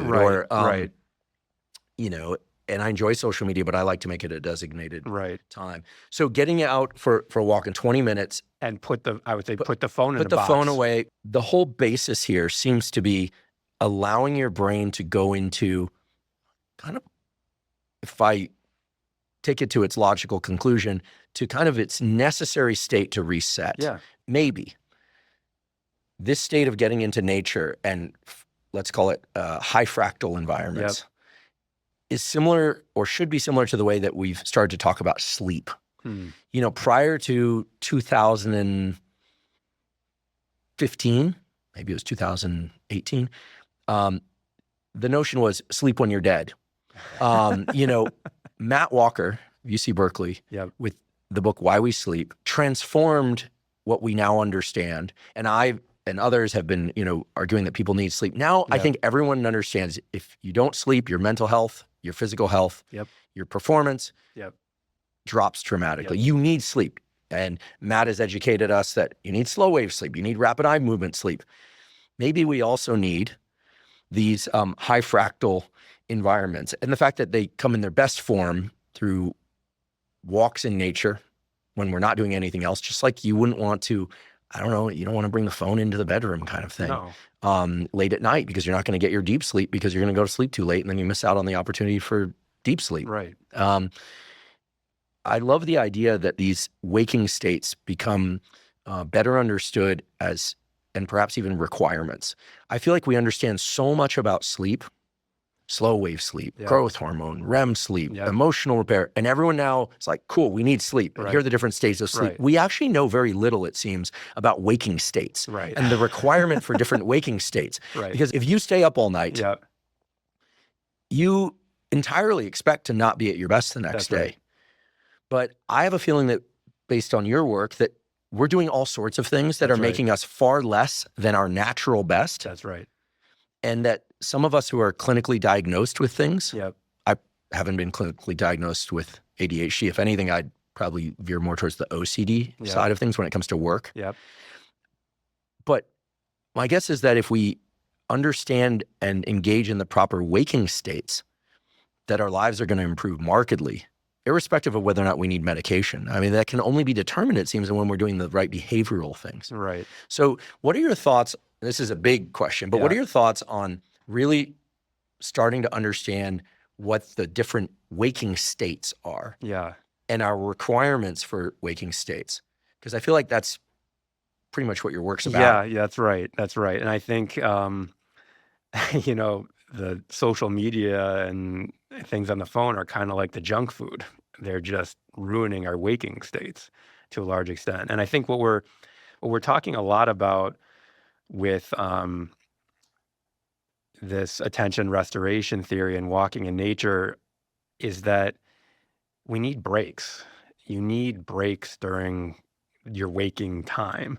Or if, like you were talking about before, that if we want to get into a state where we are going to be able to concentrate well, maybe you have to take the nature walk first to kind of recharge the battery, even, you know, right at the beginning of the day. So I think there's two elements there. One is that there's a lot of stuff that we're doing during our waking hours that's depleting directed attention, and we want to mitigate a lot of that stuff. The other thing is that you can't work 10 hours straight. I mean, maybe some people say they can, but I just don't think people really can direct their attention for 10 hours straight. I think not continuously. Not continuously. In talking to a lot of writers, because I've been working on this book, most writers who are like career writers will say that the most number of hours that they can do really focused writing per day on a regular basis is 4. And some even say 3. Some say 5, but 4 seems to be the average. And that's where their entire day and night is dedicated to creating that 4 hours, typically in the morning, although some wrote at night, most wrote early in the morning. And that after 4 hours, they are saturated. That the brain just can't do it. Right. So I think there's this element of during our waking hours protecting directed attention, and then also doing these nature interventions as your breaks. I mean, I love this. I mean, I'm big on getting sunlight in the morning. I try to see a horizon when I do it. The reason I don't talk about that so broadly is many people don't live in environments where they can catch a horizon. And I go up on my roof through a trap door, you know, and I don't want people falling off the roofs, and you'd be amazed what people do with information. At the same time, if I don't do that, I find it very difficult to ratchet into work in the same way. I mean, I think, again, to take a step back, what I think is so important about your work is that you've identified at least one and clearly several ways that we can reset our levels, maybe even improve our abilities at directed attention. And again, I don't want to demonize social media, but social media is, it's a commercial product that we're engaging in. And we get returns in likes, follows, and some people get paid on there. But for the most part, it's a business. And we're the customer. And they're the owner. And I'm just saying it's using directed attention. Like, it's not a restful activity, is basically. So you can choose to spend your directed attention allocation on that, but then you're going to have less, you know, for your work or for other things. So is it fair to say that low cognitive demand activities are not always restorative. That's right. I think people need to really understand That's that exactly and hear right. that. I think because when I think about like, okay, like yesterday I recorded a solo on the podcast, and those are extremely, I don't use a teleprompter except for ads because those have proper wording for legal reasons. The amount of attentional demand is immense. Right. So I didn't do this, but in the past I would finish up, go home, and I would, I find that scrolling social media, it feels relaxed. You can do it reclined. Right. If I just want, it's passive participation, Right. unless I'm posting or commenting. Just like, maybe use my thumb. Yeah. Right. Like, and like some things. But even though it's low cognitive demand, it's draining. That's is what right. you're saying. Exactly. And I mean, that's, Steve and I wrote this paper back in 2010.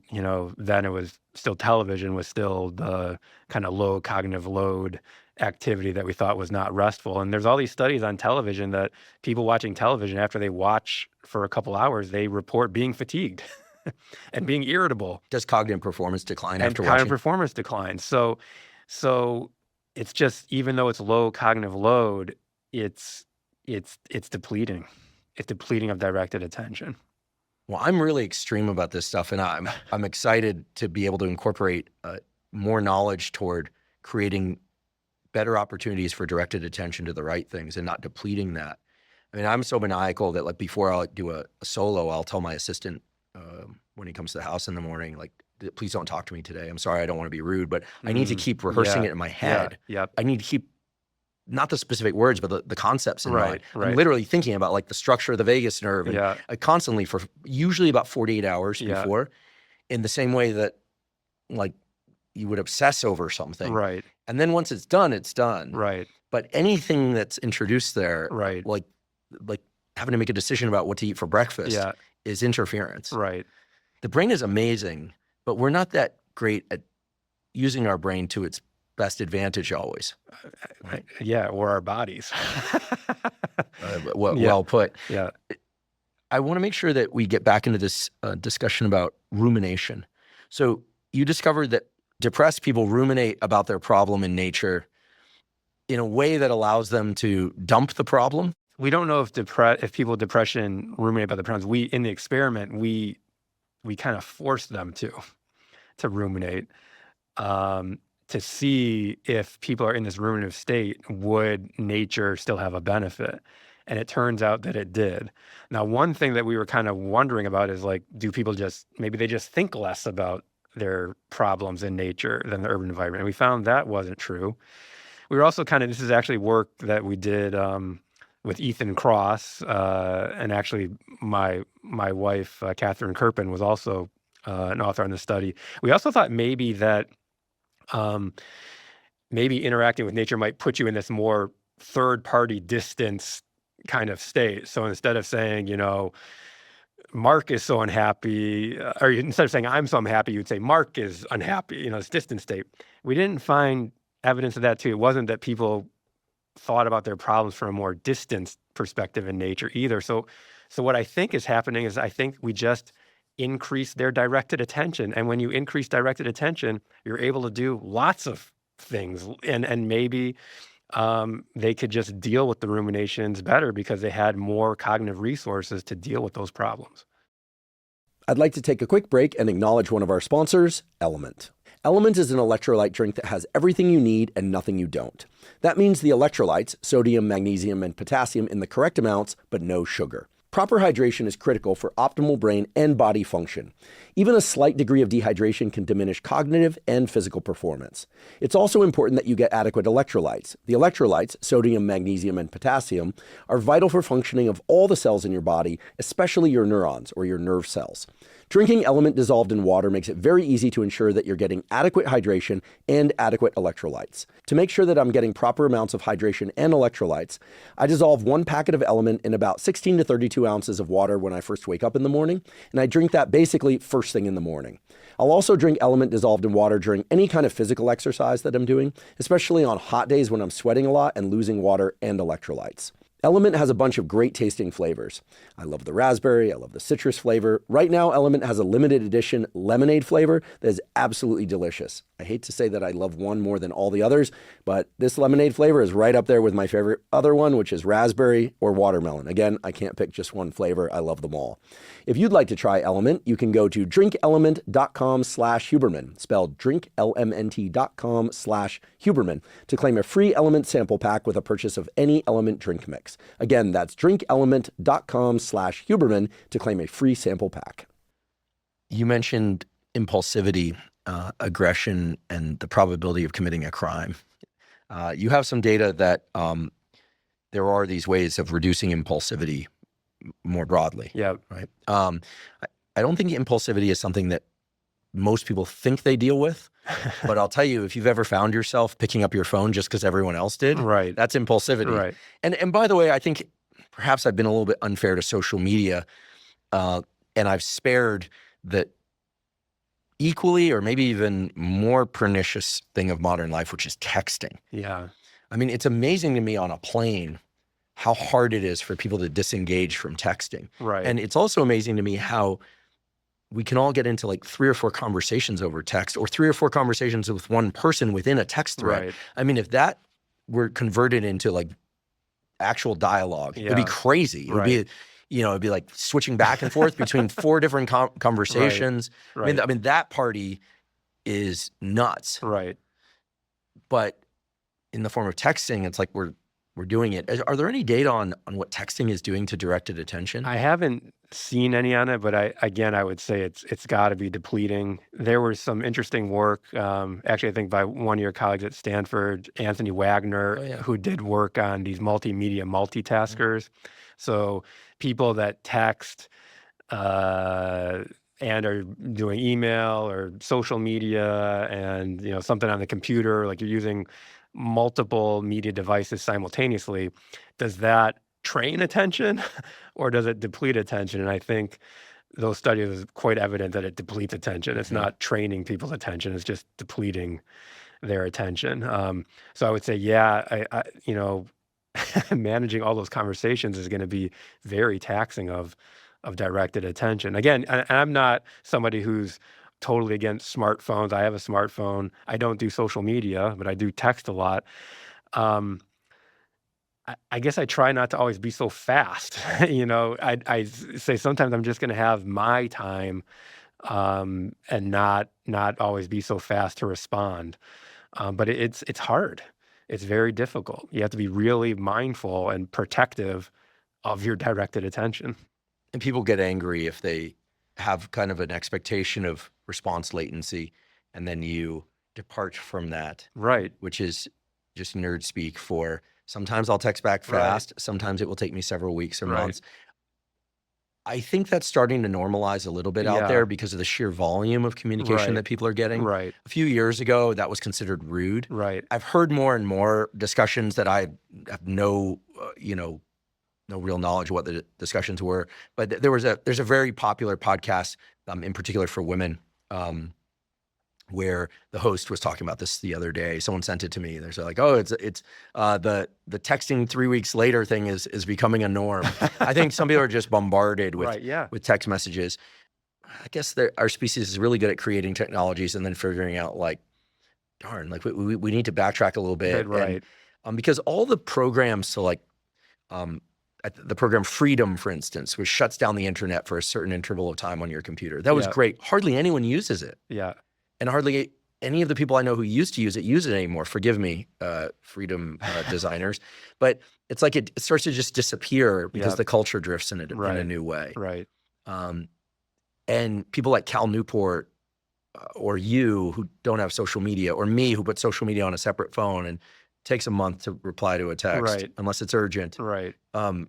We're considered the weirdos. Yeah. So it's hard, but again, it's, I've seen people that like on email where they'll have an auto reply that just says, I'm not going to respond really quickly, or I only respond to email, at this time and this time, and I think that makes sense, again, because we have to protect our directed attention. We're just not going to be good functioning humans if we're just constantly being depleted.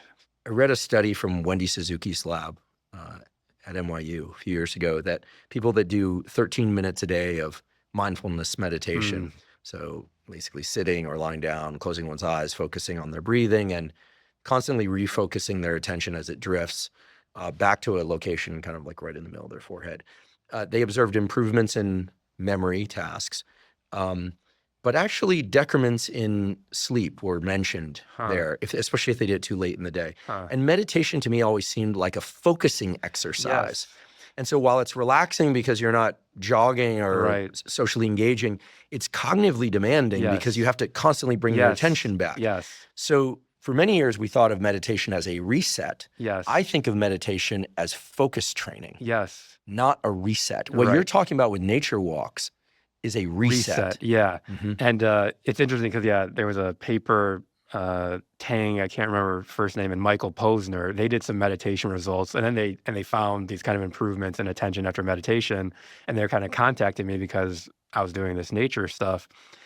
And they're asking me, do you think it's the same mechanism? And I was saying, no, I don't think it's the same mechanism. That as you're saying, Andrew, that this meditation is very, very focused, lots of directed attention, right? Whereas what I'm talking about in nature is sort of like eliminating the need for any directed attention, that it's all just kind of mind wandering and involuntary attention. So I think even though maybe you can get some of the same results at the end, I think they're very different mechanisms. What I do find fascinating is that I think in a lot of ancient meditation practices, often they try to do it in beautiful nature. And I wonder if they knew something that actually they could meditate better in this beautiful nature, because while they were using directed attention to meditate, being immersed in the beautiful nature was also sort of restoring directed attention at the same time. So I do kind of wonder sometimes if maybe combining them, you could get some really interesting results. But exactly, being in nature to me is not a meditative process. It's a much more passive kind of cognitive process. So I think we need to distinguish between passive and restorative and passive and depleting. Yep. And it should be obvious which things fall into which categories. Right. And then there are things that are perhaps passive and restorative, but go beyond restorative. They might even be passive, restorative, and cognitive enhancing when you get back to work, back to focused attention on the real stuff. Right. And then the scary thought, which is probably true based on just real world observation, is that passive and depleting activities, when you repeat them over time, aren't just taking away your ability to engage directed attention later that day or the next day, but that over time, the circuitry for directed attention in the brain is probably subject to plasticity in both directions. This is something that I've long been obsessed with. Every neural circuit that we are aware of is available for plasticity. Yeah. It requires focus, it requires alertness, and it requires sleep. Those are the requirements, right? Yep. But it's also possible that the circuits for focus can strengthen, so you can get better at focusing by focusing. Right. I certainly see that. The more I do focused work, the better I get at it, and the longer I can do it. And there's a threshold there. Yeah. But also if I take time away from it for a while, it gets, yes, I can replenish, but just like exercise, eventually you start to atrophy. Right. And it could be that passive and depleting stuff repeated for enough years kind of brings you to a state of like really true ADHD. Yeah, maybe. Like maybe you fall into clinical ADHD that probably existed before, but maybe we see it so much more now because people, this is the equivalent of mental obesity. Yeah. Basically. Right? Or mental metabolic syndrome. I don't know. Yeah. Let's just be direct. Mental obesity, right? If you don't exercise enough for long enough, chances are you're going to end up overweight or obese. Yeah. Certainly with metabolic syndrome. Yeah. And unfortunately too, like these technology things are addictive, and most addictions just are not healthy, right? So then it's hard to get out once you start. That is an interesting term, mental obesity.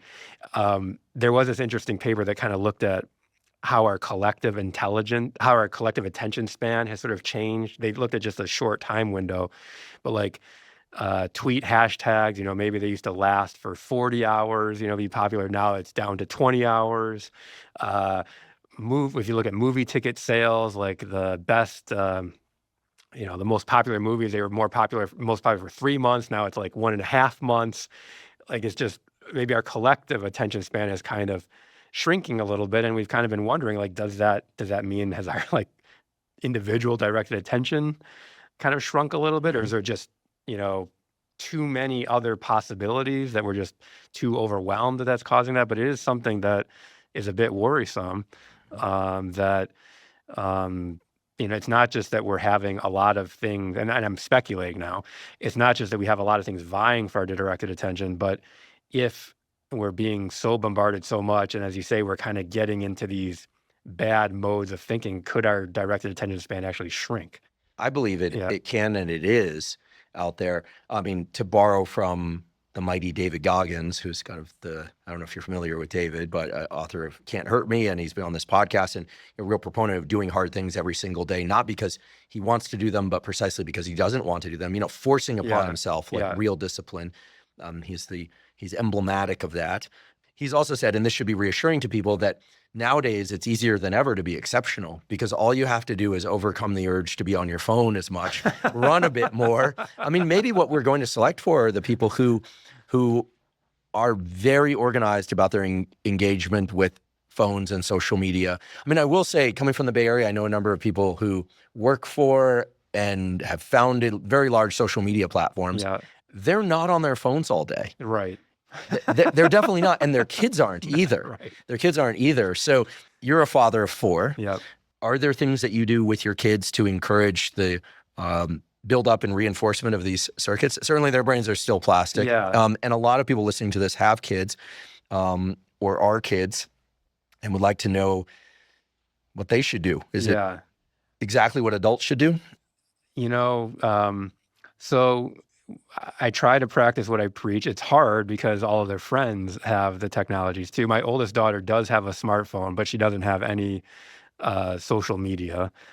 She uses it mostly to text her friends and play Duolingo or something like that. I try to get them to go out in nature as much as possible. Sometimes they're hesitant, or Dad, they don't want to do it, but we definitely try to get them outside as much as possible.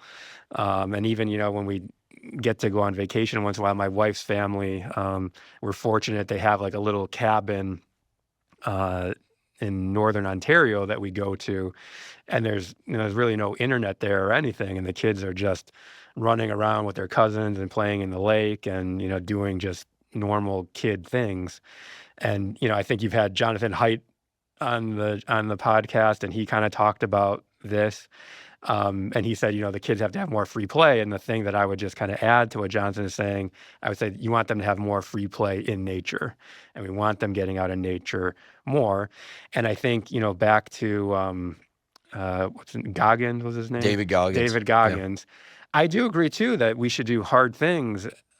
And I think taking breaks in nature actually allows us to do more hard things. Mm-hmm. That's, just like you can't lift weights continuously all day long every day. You got to rest, and you got to take good rest. And I think the nature breaks are the good mental rest, which is going to allow you then to later do the heavy cognitive work better. So, but many of us are not taking good rest breaks. We're taking bad rest breaks. And I think if we can eliminate those bad rest breaks and substitute in the good nature rest breaks, people are just going to be much healthier cognitively, physically, socially. Well, I'm going to offer something controversial, but with a purpose. I did an episode on alcohol about basically the conclusion was 0 is better than any, and 2 a week is probably fine. And yes, it's poison, and remains one of our most popular episodes. But even though I'm not a drinker, you have to kind of wonder whether the kind of doing away with happy hour, which, by the way, used to be every day at the end of work, right, created this gap for passive depleting stuff to come in. And it kind of raises this question of like, well, was happy hour restorative? And just to give people a clear sense of how pervasive happy hour with alcohol was, when I first was a graduate student at Berkeley and was at Tolman Hall. So first I was at Berkeley, and then I did a second graduate degree elsewhere. But when I was at Tolman Hall, there was this library in the psychology building. And I was told that up until just 3 years before, so that was in 1998, it was customary for people to gather in the library for drinks every day at the end of the day. And that for many, many decades prior, the founders of this, Frank Beach and all those guys used to get together and get like really drunk at the end of each day and go home, walk home, hopefully, not drive home, and then spend time with their families and then get up the next morning, drink coffee, and go back to work. And so, you know, alcohol culture, drinking culture was a big part of how people socialized and decompressed at the end of the day. We know it's not good for you. You'll live a shorter life. And has a bunch of other issues with it and what happens when people drink together, et cetera, that can often not be good. But the point here is, I think for many people who have families, but especially who don't have families, there's sort of the number of healthy ways to reset in the evening, to reset on a weekend in non-destructive ways, it has become more limited. In part because what's offered to us as passive restoration, I'm realizing today, is passive depletion. So do we bring back happy hour? maybe with non-alcoholic beverages or something. I think the happy hour is probably good socially, but I'm not sure it was so good for directed attention. Do they still do a happy hour in your department? You're chair of a department at University of Chicago. They used to do graduate student happy hour every Friday when I was a graduate student. Wow. And a volleyball game, and then people would go out to dinner. And this was prior to smartphones. Right as smartphones showed up, because it was 2000 was when I started my PhD. And it was really nice. I didn't always go. I was often in lab late working, but I would go sometimes. I feel like being on one's phone is not that. No. It's not a volleyball game with friends. It was a friendly volleyball game, meaning if you weren't good at volleyball, like people didn't give you a hard time. And then people would go out for dinner and drinks. We do happy hours once in a while. I think it's kind of funny. After COVID, I kind of felt like students didn't always know how to interact with faculty anymore. There was kind of this weird dynamic. So the happy hours have been kind of a good way to kind of reset and, you know, show that we're all colleagues and, you know, kind of help students to interact more with faculty and faculty to interact more with students. I think one thing, you know, about the reset is, I didn't say this, but I think the going in nature also has to be solitary to really get the benefit. If you're going with a friend, you're going to be chit-chatting with the friend. That's going to take directed attention. When I take my kids in nature, it's good for my kids, but I don't count that as necessarily a restorative experience for me. You're tracking their positions. You got 4 little ones, so that's your evolutionary task. You know? So I have to carve out time where I can go on my own, and I think, you know, there's different buckets. I think there's a bucket for, you know, getting the good social interaction. So I'm not advocating that people do like Thoreau and you build a cabin in the woods and you're just there solo. I'm kind of more advocating for these kind of micro doses of nature to kind of bump directed attention up. Can you bring a dog? I think a dog would work well. A dog doesn't require a conversation, no words, no language. You know, as long as the dog is pretty well behaved, I think that would work too. And dogs, you know, in some sense, that's also kind of, I mean, we're part of nature. Dogs are part of nature. And, you know, and some elements to me too, I think dogs are kind of softly fascinating and interesting. But I do think to get the really most bang for your buck for these nature experiences, they do have to be solitary. All right, so minimum 20 minutes, but perhaps on the weekend you can get out for longer if you can't do it every day, because I'm not going to say I can't, but I think many people aren't going to manage 20 minutes in nature every single day by themselves. But if you can, it sounds like a terrific thing to do. And certainly people are going to start thinking about new concepts like soft fascination and directed attention and the ability to restore directed attention if something is actually restorative versus passively depleting.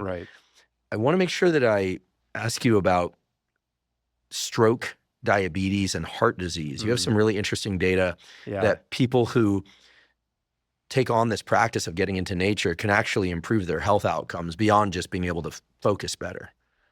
So there's, you know, there's all this incredible work on physical health benefits of nature. Now, of course, mind and body are united, and, you know, that's one thing that we talk about in the book, that it's mind, body are united, and then we have to deal with the environment too.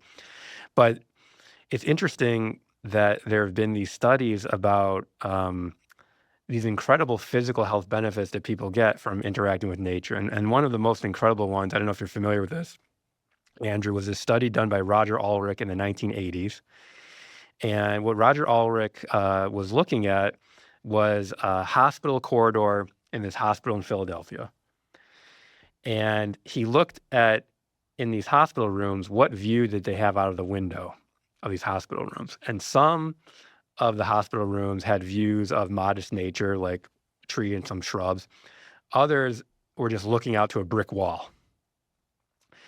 And it was interesting that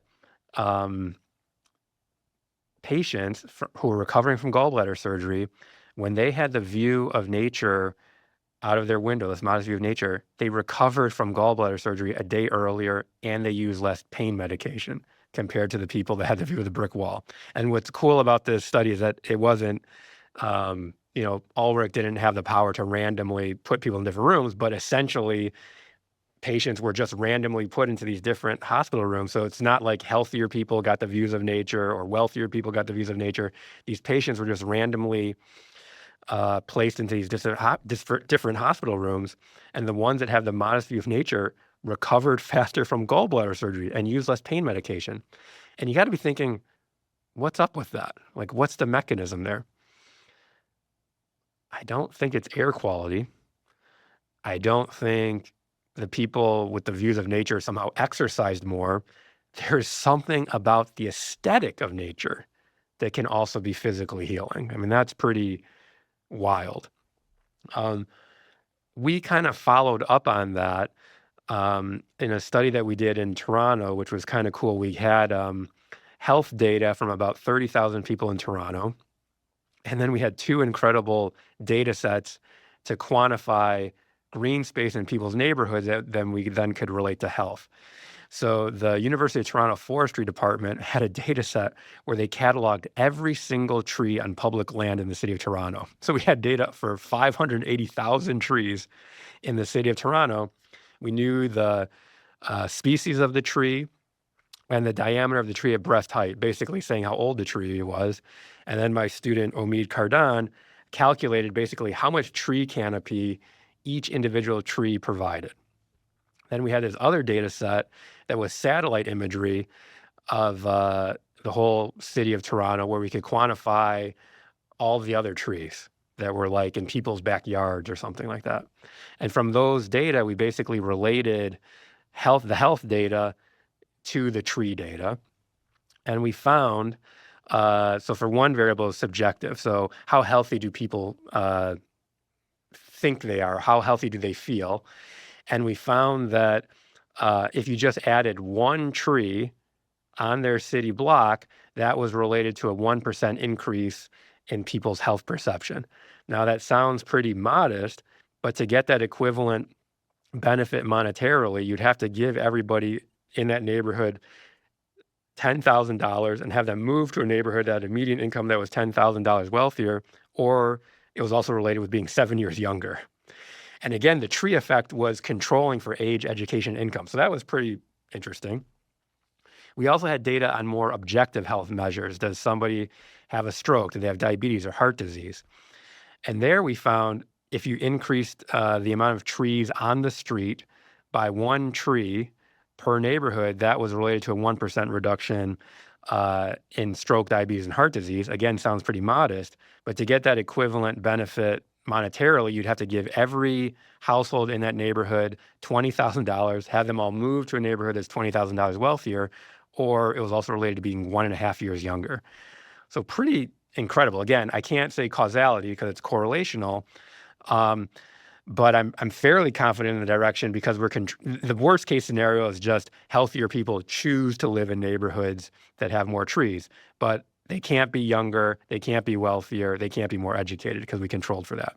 Now, for that study, maybe the mechanism could be air quality, or maybe the mechanism could be, maybe people are more willing to exercise if there's more trees on the street.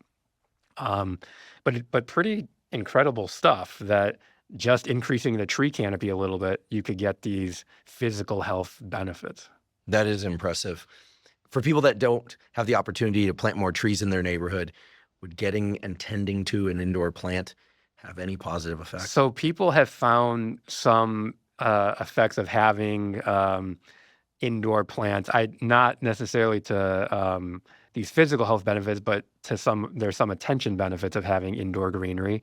There's also been some benefits, like hospitals now are starting to take this seriously, that patients subjectively feel better when there's this greenery around. I've seen other work too that people that are having some procedures that are very painful, that actually bringing greenery into the hospital rooms can be helpful for reducing feelings of pain. Interesting. Yeah. Yeah, I'm about to embark on putting a bunch of plants in my place. I'm also a big fan of fish tanks. As long as you take good care of them, underwater scapes are really cool. Yes. And I like to think, I don't have any data on this, but I like to think that they are passive and restorative. Staring at a fish tank is a lot like being in a dream. Yeah. In Toronto, there's a Ripley's Aquarium, and they have this tank that's got kelp. Oh, yeah. And you can see the kelp kind of moving in the water. It definitely feels very restorative. And watching the fish swim around also feels very, very restorative.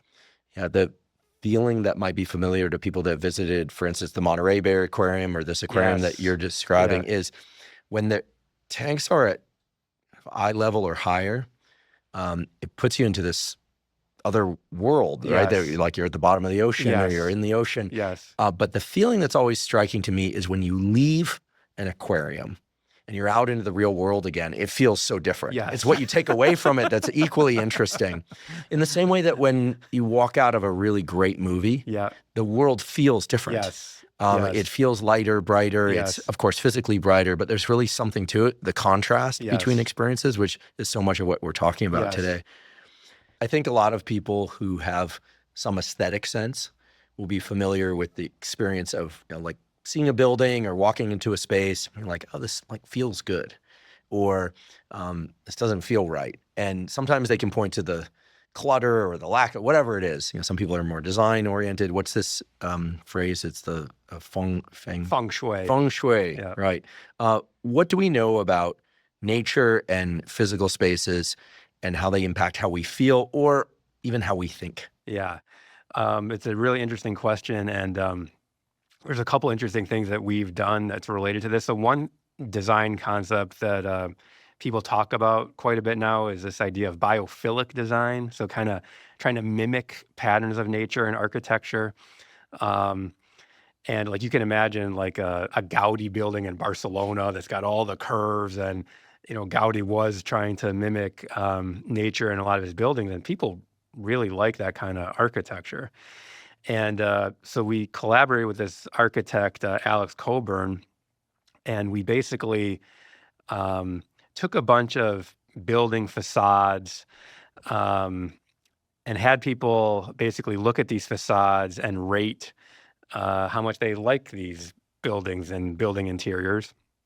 And we also had them do this kind of game on the computer where we'd show them a few of these architectural scenes on the screen, and they'd have to move them around, like lumping the ones that are most similar together and lumping different ones somewhere else. And when we analyzed the data, we saw something really interesting, which is that people kind of lumped together a lot of this architecture that had a lot of the fractal patterns kind of on one side, and other kinds of architecture that was kind of more, brutalist with the straight lines kind of on the other side. And when we had people, actually another set of people rate these images for how natural they thought they were, people were actually using naturalness to make these similarity judgments, suggesting that even in an architectural scene, people will like see nature in a building, and it may not even be conscious, and they like that kind of architecture better. They find it more comforting. And so, again, when we're kind of talking about like a nature revolution like we do in the book, it's maybe not just even about putting real nature in, but even building spaces trying to mimic the patterns of nature that might also have some benefits. So we found that to be pretty interesting. Another student of mine, Kate Schertz, led another set of studies where we collaborated with this foundation that was called TKF Foundation. Now it's called Nature Sacred. And this was a foundation that built many parks in the Baltimore, D.C., Annapolis, Maryland area. And they built like 100 of these parks. And what they also did in these parks is they would put a bench, this characteristic bench in the park. And underneath the bench was a journal. And people could write things in the journal. And so I found this foundation and I got a small grant from them to do some research with them. And they actually transcribed all these journal entries digitally. And we also had pictures of these parks. And so one thing that we did is we ran a topic model on these journal entries to kind of see what are some themes that people are talking about. And a lot of these parks were actually near churches or hospitals, so people wrote concepts related to religion, they wrote things about nature, and they also wrote things related to spirituality. So one analysis that we did, we also had another set of people rate the parks for how natural they were based on the pictures. And we found that if the park was rated as being more natural, people actually wrote more about things related to naturalness. Okay, not too surprising, but a nice sanity check. What was even more surprising is with computer vision algorithms, we could quantify the amount of curved edges in these park pictures. And it turns out if the park had more curved edges in it, people wrote more about topics related to spirituality and their life journey. Wild. Pretty wild. It gets wilder. So that was very correlational. And we kind of found, I don't know, maybe there's some kind of confounding variables there. So we did another study where we actually manipulated, we had images that had more curved edges or less curved edges, and also images that were more natural and less natural. And we did an online study where we would show people one image and then had them select, like, when you look at this image, do you think it's related more to nature or time or spirituality? And it turns out if the picture had more curved edges in it, people were more likely to say, yeah, this picture kind of has me thinking about spirituality in my life journey. So that's causal. It gets even crazier. Because we were kind of wondering, when we looked at some of the images, we were thinking, some of the images that don't have as much curved edge structure, they have more water in them. So maybe there's like something about having water that maybe makes you think less about spirituality. I don't know if I believe that, but maybe there's something in there. So we did something even crazier. We took these images and we scrambled them. So we have this image and it looks like, a park with trees and some water. And then we scramble all the pixels and now you can't really tell what it is anymore. It just looks kind of like a Jackson Pollock painting. It turns out if those scrambled images have more curved edges, people also say they think more about spirituality and their life journey. Wild. So there's something, we don't know the mechanism, but there's something interesting there about just perceiving these curved edges that has people thinking more about spirituality. So it can't be object related because they're scrambled. That's right. This is almost reminiscent of this connect the dot experiment where if the dots are more distantly placed, it seems to trigger some different form of cognition related to creativity. Right.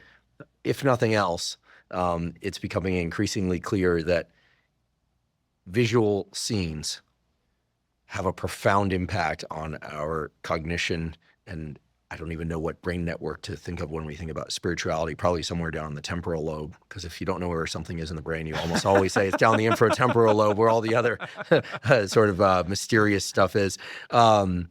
Super interesting. This also tells me that I need to introduce more curved edges to my home environment. And people seem to really like curved edges, and even they find that in other species, that other species tend to prefer curvature and curved edges. If you had a magic wand and you could wave that magic wand and have people change one, maybe two behaviors on a daily and weekly basis, on the basis of everything that you've learned from your work and related work, what would you wish with that wand? Yeah. I think I think in a couple things. So one, the easy one is just people need to get out into nature more. And they need to do it, especially when they kind of feel mentally fatigued. I think that's easier than saying, get off of the devices. It's not going to happen. Right. Not entirely. Not entirely. Yeah. So I think, forget about that for a moment. Go out in nature and do it without your phone and be engaged with it. And if you don't have access to nature, try these simulations. Bring nature into your home. You can even have fake plants in your home. There's been some evidence that even fake plants can work. Get some nature sounds going. Maybe think about where you're going to take your next vacation. Maybe think about going to a national park or something like that. So that's one thing. The other thing, and it's kind of building up in the book, I kind of want to start this nature revolution where we're really take this work seriously. And I think part of it is that I think everybody has this intuition that nature is good for us, but it's sort of like, it's an amenity, not a necessity. It'd be nice to have, but we don't really need it. And I think if I wanted to wave my magic wand, I would want to change that to actually, no, nature, these experiences are a necessity, not an amenity. And it's not just a necessity because of climate change and things like that. It's a necessity for us as humans to reach our full potential. We can't reach our full potential without nature. So I think that's another critical element. And then I think when people start feeling it and feeling the effects, then I think we need to start changing a lot of things. Like, schools, like they want to take away recess and they want to take away playtime outside, right? And that's almost exactly counter to what I would recommend. I would recommend that we actually want to have more recess and more recess out in nature. That, think about this, Andrew. What if, this would be incredible, but what if, school's like an 8-hour day. What if instead of 8 hours of instruction, it was 6 hours of instruction and 2 hours of a nature break? I'd go back to school. Well, kids might perform better. I mean, it actually might be revolutionary. Kids might actually perform better. Now, sometimes people talk to me about nature schools and like doing all the learning in nature. Like, I'm not so sure about that. Like doing calculus when wind is blowing my papers around, but definitely to take a break out in nature. Give the kids a break in nature. They might actually learn more. It might be this win-win kind of thing where they would actually learn more from less. Same thing with work. We would need to redesign schedules around work that, maybe your employees will be more productive if you can give them some of these nature breaks. And then, I want to start building out from that. It's like, we have not built the built environment to improve people's psychological well-being, right? We basically built the built environment to move goods efficiently, house people efficiently. But when have you ever been in a place where they're like, we built this school to increase people's directed attention, or we built this school to make people more cooperative? What we're finding is that interacting with nature kind of does both things. So we need people, there are architects that are starting to do this, but we need to incorporate these natural elements into all built spaces. And then I think, going on even more is that in a city, you want to jam as much nature as possible into cities. And I love cities. Cities are great. They're beacons of innovation, wealth. We even find that bigger cities have lower racial biases, and we actually find that depression is lower in bigger cities per capita. But we can do a lot more. And I think by kind of naturizing cities, can be really, really beneficial. And then, a lot of people don't live in cities, but, I have family that live in rural areas, and often, they're surrounded by nature, but it's not really nature they can use. It might be more agricultural. So I think even in these more rural places, you need to think about, hey, is the nature that's actually there really usable for people to get restoration? Listen, I absolutely love the work you're doing. I especially love it because it's grounded in data. Right. It's grounded in laboratory data. and it's grounded in real world data. And I just asked you for 2, and I'm actually very gratified that you offered 6, I think. That's very much the sort of answers I tend to give, right? I'm going to ask you one question, but I end up asking you 4. So that's not just welcome, it's invited and encouraged here. I think the work you're doing is extremely important because it's highlighting these principles of brain function and psychological health that are unaware to most people about themselves and others. Certainly, even as a neuroscientist, who I like to think of myself as psychologically minded, I mean, this notion of passive but depleting, it just has never occurred to me until I got familiar with your work, and more so during today's conversation. I also am delighted, believe it or not, that you didn't use the word forest bathing. I guess that's 2 words. And I want to be very clear. It's not because I don't think forest bathing is a wonderful concept. I mean, what is more lovely than bathing in a forest? I imagine, people maybe with clothes, minimal clothes, maybe no clothes, who knows, in the forest, greenery everywhere. And we've heard of this incredible set of discoveries and this concept from Japanese laboratories about forest bathing. But the problem with the term forest bathing is that it implies you need a forest. Right. And it implies that you need to bathe, which sounds like a vacation.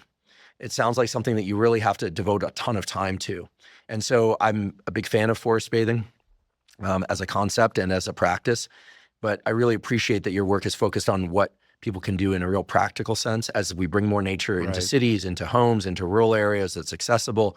Hopefully people will forest bathe, continue to, or go out and forest bathe. But what you're talking about is very practical and very feasible for people to get 20 minutes alone, nature walk, maybe with a dog, maybe just alone, disconnect as a way to be able to engage focused attention better. Or who knows, maybe just to get back into life and enjoy non-focused attention, hanging out with your kids or your spouse or whatever it might be, friends. Right. So very excited about the book, which comes out soon. We'll put a link to the book in the show note captions, of course. And I'm delighted you're doing this work and that you're going to continue to do this work, even though you have the unfortunate honor of being a chair, which basically means you get a lot of administrative duties. You've still kept up your research and are continuing to. So if ever there was an example of where research can really be put to practical use for people, and the book is helping disseminate that, certainly this conversation will as well. It's you and what you're doing. So thank you. I really appreciate it. And come back again and update us on the latest data when there are more data. Great. Thanks so much for having me on the podcast. Great. We'll do. And I'll get into nature today. Great. Thank you. Thank you for joining me for today's discussion with Dr. Marc Berman. To learn more about his work and to find a link to the presale of his new book, please see the show note captions. If you're learning from and or enjoying this podcast, please subscribe to our YouTube channel. That's a terrific zero-cost way to support us. In addition, please follow the podcast by clicking the follow button on both Spotify and Apple. And on both Spotify and Apple, you can leave us up to a 5-star review. And you can now leave us comments at both Spotify and Apple. Please also check out the sponsors mentioned at the beginning and throughout today's episode. That's the best way to support this podcast. If you have questions for me or comments about the podcast, or guests or topics that you'd like me to consider for the Huberman Lab podcast, please put those in the comments section on YouTube. I do read all the comments. For those of you that haven't heard, I have a new book coming out. It's my very first book. It's entitled Protocols, an Operating Manual for the Human Body. This is a book that I've been working on for more than 5 years, and that's based on more than 30 years of research and experience. And it covers protocols for everything from sleep to exercise to stress control, protocols related to focus and motivation. And of course, I provide the scientific substantiation for the protocols that are included. The book is now available by presale at protocolsbook.com. There you can find links to various vendors. You can pick the one that you like best. Again, the book is called Protocols, an Operating Manual for the Human Body. And if you're not already following me on social media, I am Huberman Lab on all social media platforms. So that's Instagram, X, Threads, Facebook, and LinkedIn. And on all those platforms, I discuss science and science-related tools, some of which overlaps with the content of the Huberman Lab podcast, but much of which is distinct from the information on the Huberman Lab podcast. Again, it's Huberman Lab on all social media platforms. And if you haven't already subscribed to our Neural Network newsletter, the Neural Network newsletter is a zero-cost monthly newsletter that includes podcast summaries as well as what we call protocols in the form of 1 to 3 page PDFs that cover everything from how to optimize your sleep, how to optimize dopamine, deliberate cold exposure. We have a foundational fitness protocol that covers cardiovascular training and resistance training, All of that is available completely zero cost. You simply go to hubermanlab.com, go to the menu tab in the top right corner, scroll down to newsletter, and enter your email. And I should emphasize that we do not share your email with anybody. Thank you once again for joining me for today's discussion with Dr. Marc Berman. And last, but certainly not least, thank you for your interest in science.